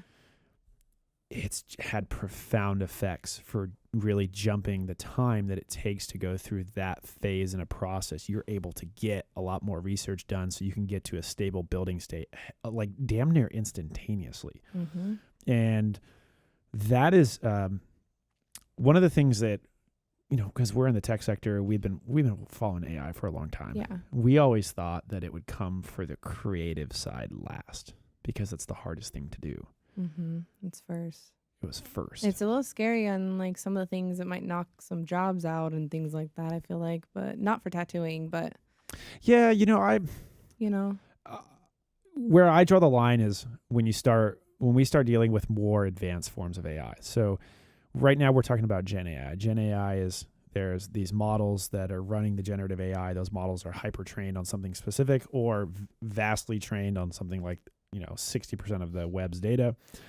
And that's what the model is giving you feedback. I'm sorry, that's what the generative AI is giving you feedback on. It's based on whatever model it's trained on. Where I'm starting to draw the line in my head is like, when we start embedding AI into isolated systems that run on their own, and these things are present in the physical world, like, hello, how do we keep the guardrails on those things? Yeah, I think there's Will Smith's movie Robot from like 2008. Yeah, iRobot. Or Terminator, right? That's where I'm drawing the line. Me is like, too, yeah, I don't. And you have Boston Dynamics, who has a lot of really high-end robotics, and there's other companies like that, when they start to pair these two things together, that's when I'm like, yeah, I'm on the same page. The other thing too that is kind of interesting to me too is like everyone seems to get worried about like the whole AI thing and, you know, or AI going to take over tattoo artist design and stuff like that. And like, I think an important thing for people to remember is like, there's almost, you know, beauty in the imperfection of like human design, right? That's like, true. I'm sure there's so many people that even if there were thousands of AI designs out there, they'd still come to you because they like your style, they like your story. Yes. And there's that human side behind it that I think actually in 5 or 10 years will be more valuable, right? Because less people will know how to do it. It has the emotion backing it too. That is very important, very true. Because you as an individual have your own creative mind and process and emotion that you're pouring into something. So it makes a difference, than as opposed to just bam. And we don't ever just steal something off the AI and print it out and boom, that's it. It's more like, hey, it's inspiration. Make me a custom lion that I know is going to be photorealistic, proportionate, or things like that, or you know. Right, those are terms for your prompt engineering, where you're like, I want a photorealistic lion with a mane and no body. Literally, high contrast, photorealistic, hyper realistic. So there's two topics I want to touch on here, just from the tech experience that you're putting validation to, that I think is important, just for people to know. Yeah. There's Midjourney, there's DALL-E 2, and there's a variety of other platforms. Those are image generation for Gen AI. You're going to use one of those over the other because you like what it outputs more than one or the other. That's no different than working with two different artists. You work with one artist because you like their output better than the other. So that makes sense. From an AI perspective, right, we're all going to be biased and weighted towards the tools that fit what we need the most. And we're going to be less, likely to use the tools that don't fit what we need. But everybody's different. So contextually, what they're looking for, like, we're all going to use AI to help us do more in less time. Yeah. That's really what it's going to come down to. Yeah. But there are still going to be things where you have to be human where it matters. Yeah. And there's, sorry, go ahead. And that's where, like, with what you do in the tattoo industry, you can get to that inspiration, the design faster, but actually performing the art on the person. I feel like there is a very, I said intimate earlier in the podcast. I feel like getting a tattoo, if you got a tattoo from a robot, I don't know how much people would like that, because I do feel like there's a level of intimacy with getting your tattoo and having somebody else there present with you and like being coached through the process. Oh yeah. And there's people who talk about, they make jokes about your barber or your hairstylist being your therapist, but tattoo artist is one that people always like joke about, like, oh, my tattoo artist is my therapist too, or blah, blah, blah, or, vice versa. Sometimes I need to talk about my kid that's giving me problems, and my client is also having the same problems with her kid. And, it's crazy how most of my clients become like friends to me. And I'm like, how are you doing? How is that thing at your job? Or like, how was your trip? And I actually find a lot of, I'm kind of spiritual. So I feel like we gravitate towards people that are like the same things. And, when you start digging into that kind of stuff, you learn about how that's true. So I feel like a lot of my clients come in and we're talking about all the same things and conspiracy theories and all the fun stuff that I like to talk about, and, just everything, or like life experiences, or, musicians that we like and things like that. So I don't think that a robot could ever necessarily take that. I just know that people sometimes get nervous about all that. But that's when I said earlier, be human where it matters. Yeah. I think that's where your value really is. Yeah. Your value is in the creation, and you use the tools to help you create. And we've kind of thought here at Three Ventures that the people who are really good at a specific skill set, they're only going to be wildly more productive. And what was happening is it's actually going to be harder for people who are getting into the industry to be as valuable as those people that have the experience, because there's a ramp up time. You need to learn all of these things to help use the AI to get you to a better outcome faster. And you only get that with specific domain expertise through experience. Yeah, we've actually had a couple people come and guest spot at the shop, and they're like, where are you finding these images? And we're like, see, like, no, not everybody knows yet for the tattoo industry, right? How to do this, how to use it. That is one thing that's really cool about my shop, is we do like little seminars together where you guys are very tech forward. Yeah. Our owner will set us all down, and he's been a great like mentor, like a next mentor for me in the tattoo industry, not just with tattooing, but designing and even just life. Like I was saying earlier, tattooing is so, a lot of cash, a lot of money. If you're not being intentional with it, it goes fast, so and we don't have 401ks, we don't have retirement, so setting aside things like that, because you guys are all independent contractors. Technically. Correct. Yep. We are. And so he's been extremely helpful for so many different aspects of the tattoo industry. But yeah, not a lot of people are up on the AI stuff yet, and people are starting to notice because they're like, where are you finding this, so that's a cool part of it. Well, you have to know, like, it's crazy too. Like you were talking about all the different AIs that there are, and they all speak their own language too. And like Curtis was mentioning, especially the programs that are like token based, right? And you have to buy tokens, and it takes a certain amount of tokens for each prompt. Like eventually, it'll get to a point where you want to hire the person that is able to use that AI software the most efficient manner and use the least amount of tokens, because at some point everyone will be able to use it, but there's going to be people who are way better at speaking to it. Yeah, exactly. So that part's kind of cool too. Yeah, and this is the domain expertise. When you would know how to get the job done without the AI, that's the level of bliss that you want to have in somebody who's working for you, or if you're somebody who's working at an organization. Because if you know how things are done from start to finish, then you could ask yourself, well, what tools can I use to get this done faster? Mm-hmm. And now you see where certain tools fit and where certain tools don't fit. And like I said, be human where it counts. Then you know, if this is a 20-step process, I know that step 14 through 18 is the manual process. Mm-hmm. And step 1 through 13 and 19 and 20 are all the automated ones. Yeah, that's a good point. So you're able to continue to evolve the process, but it's no different than, a contractor. When all these new tools come out, we didn't have all these crazy auto leveling systems like we do now, or all these laser systems in the construction industry. They didn't have those things 20 years ago. Now they have them, right? So you can just do more in less time. And you can do things more effectively, or you can get more done in the same amount of time you were used to. That's no different than any of the other industries right now. So, not to make this a topic about AI, but I know I love that you get to like chime in on something that you love too. I thought that you would like that. I don't think that we've ever talked about that before. We haven't. And to me, it's very fascinating because the creativity. Mm-hmm. So when Gen AI hit mainstream November of last year, November 22, when OpenAI released their research release, and everybody was just like, oh my God, this thing is so great. We had been, backstory, we had been a part of the beta for like 2 years prior. Mm-hmm. And we got our hands on it. And we're like, this tool's good, but like, it's not that good. Yeah. Right. Because we were domain experts, and we were really hitting it hard and trying to say, like, can we get value out of this? And when they made that research release, we were like, holy shit, big jump. So we full circle, started looking at a variety of things, offering services to our clients, making prototypes, like doing all kinds of stuff. Yeah. And what it's really come down to is this is just going to be the de facto feature set staple that you're going to expect in any platform. So like you guys have apps on your phones, and you've grown accustomed to all these apps sort of having similar features. Yeah. Right. That's the bar that you have to have if you're going to have an app. Gen AI is just going to become one of those bars. Yeah. You're like, oh, you don't have Gen AI? What are you doing? Yeah. Right. It's no different than, oh, I don't have cooled seats on my car. Well, F this.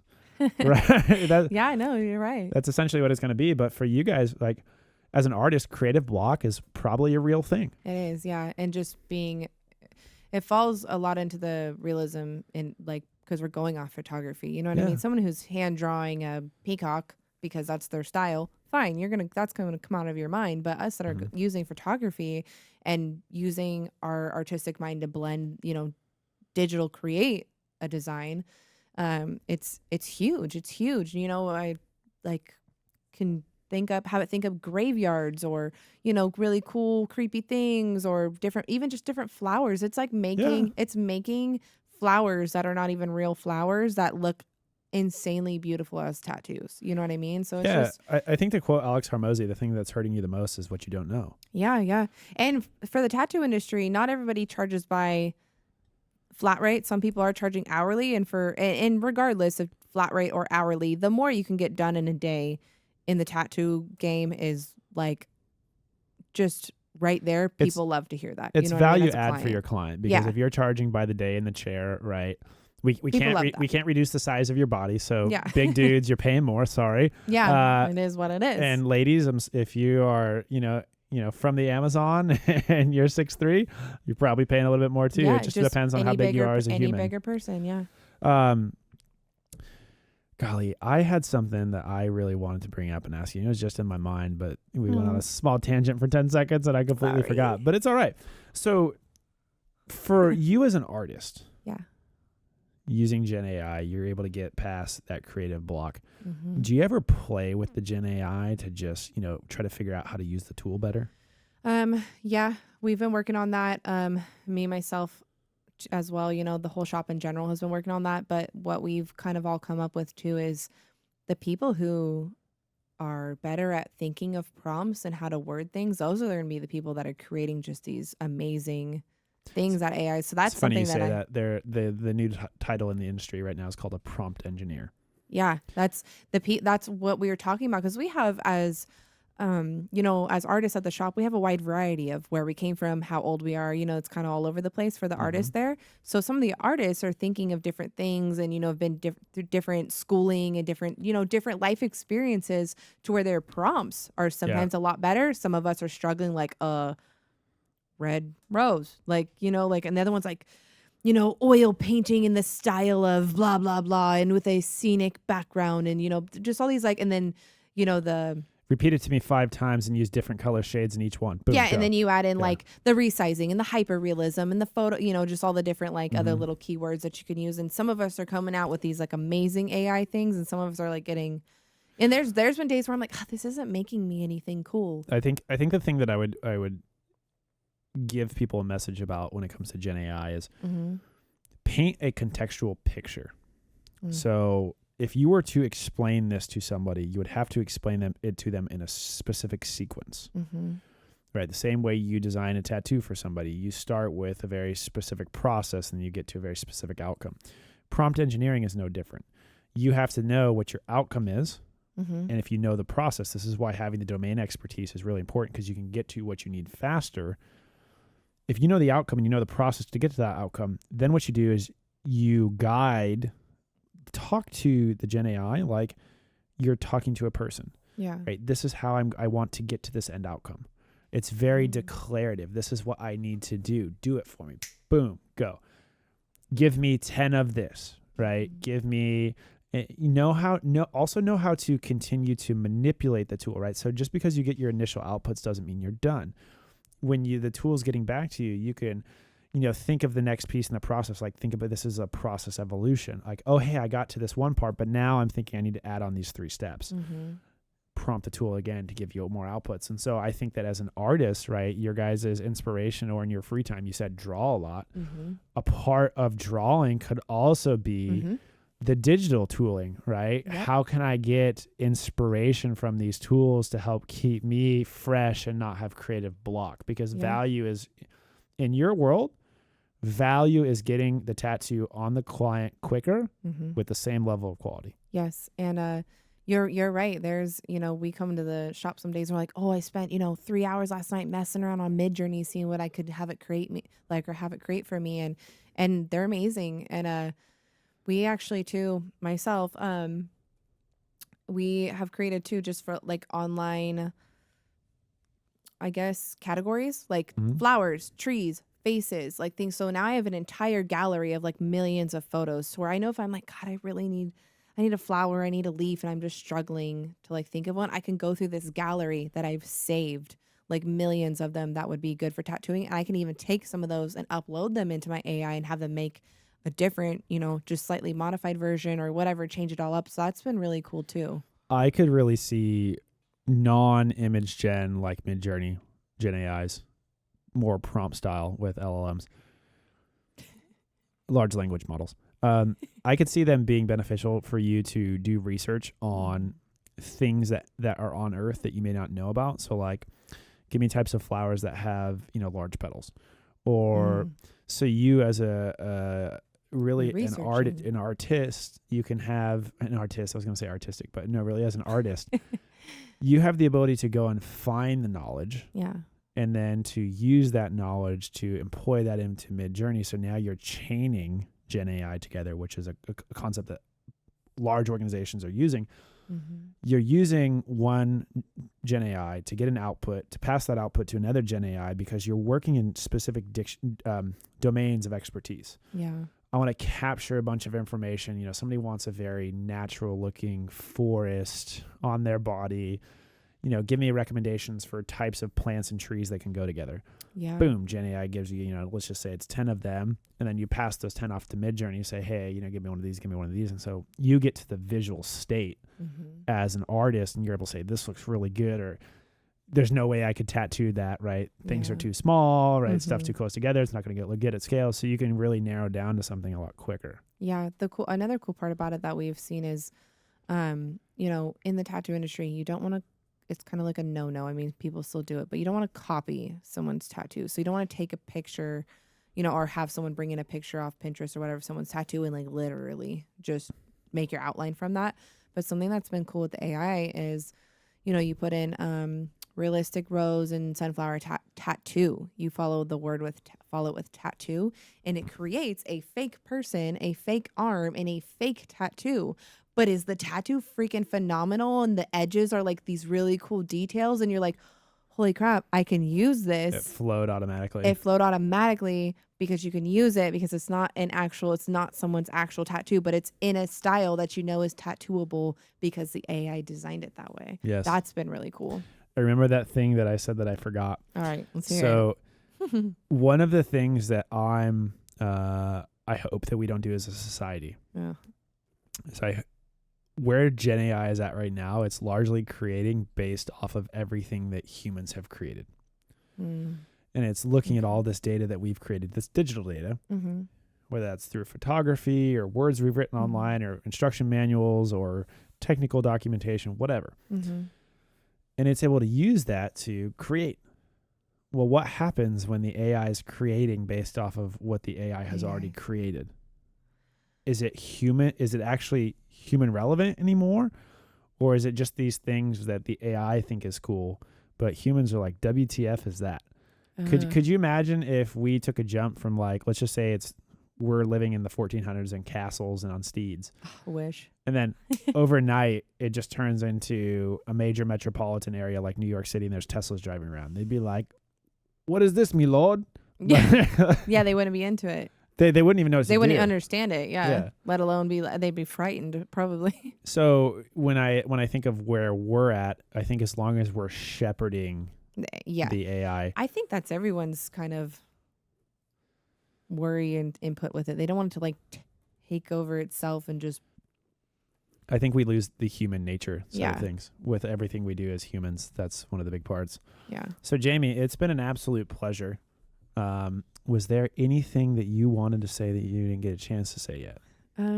Nothing specific. Just thank you. Thank you to anybody who's been watching this. Thank you to anybody who wants to come and get a tattoo from me. If you guys listened all the way to the end like this, I appreciate that. I appreciate all the love and support on social media and just for my form of art in general. So yeah, just a thank you, really.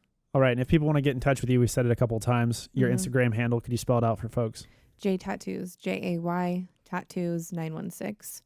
That's going to be the best way to reach me. If you don't have Instagram, I could do Facebook as well. You can also just go to the Skull Museum website. I'm currently making a new website, so I can't give you that handle right now, but I can have that wherever this gets posted. I can have that listed too. So. All right. So that's how people can get in contact with you, slide into the DMs on Instagram, contact the actual shop, get on the schedule, go from there. Yep. You want to, take a peek at your work, check out your Instagram because you have quite a bit of it there. Yeah.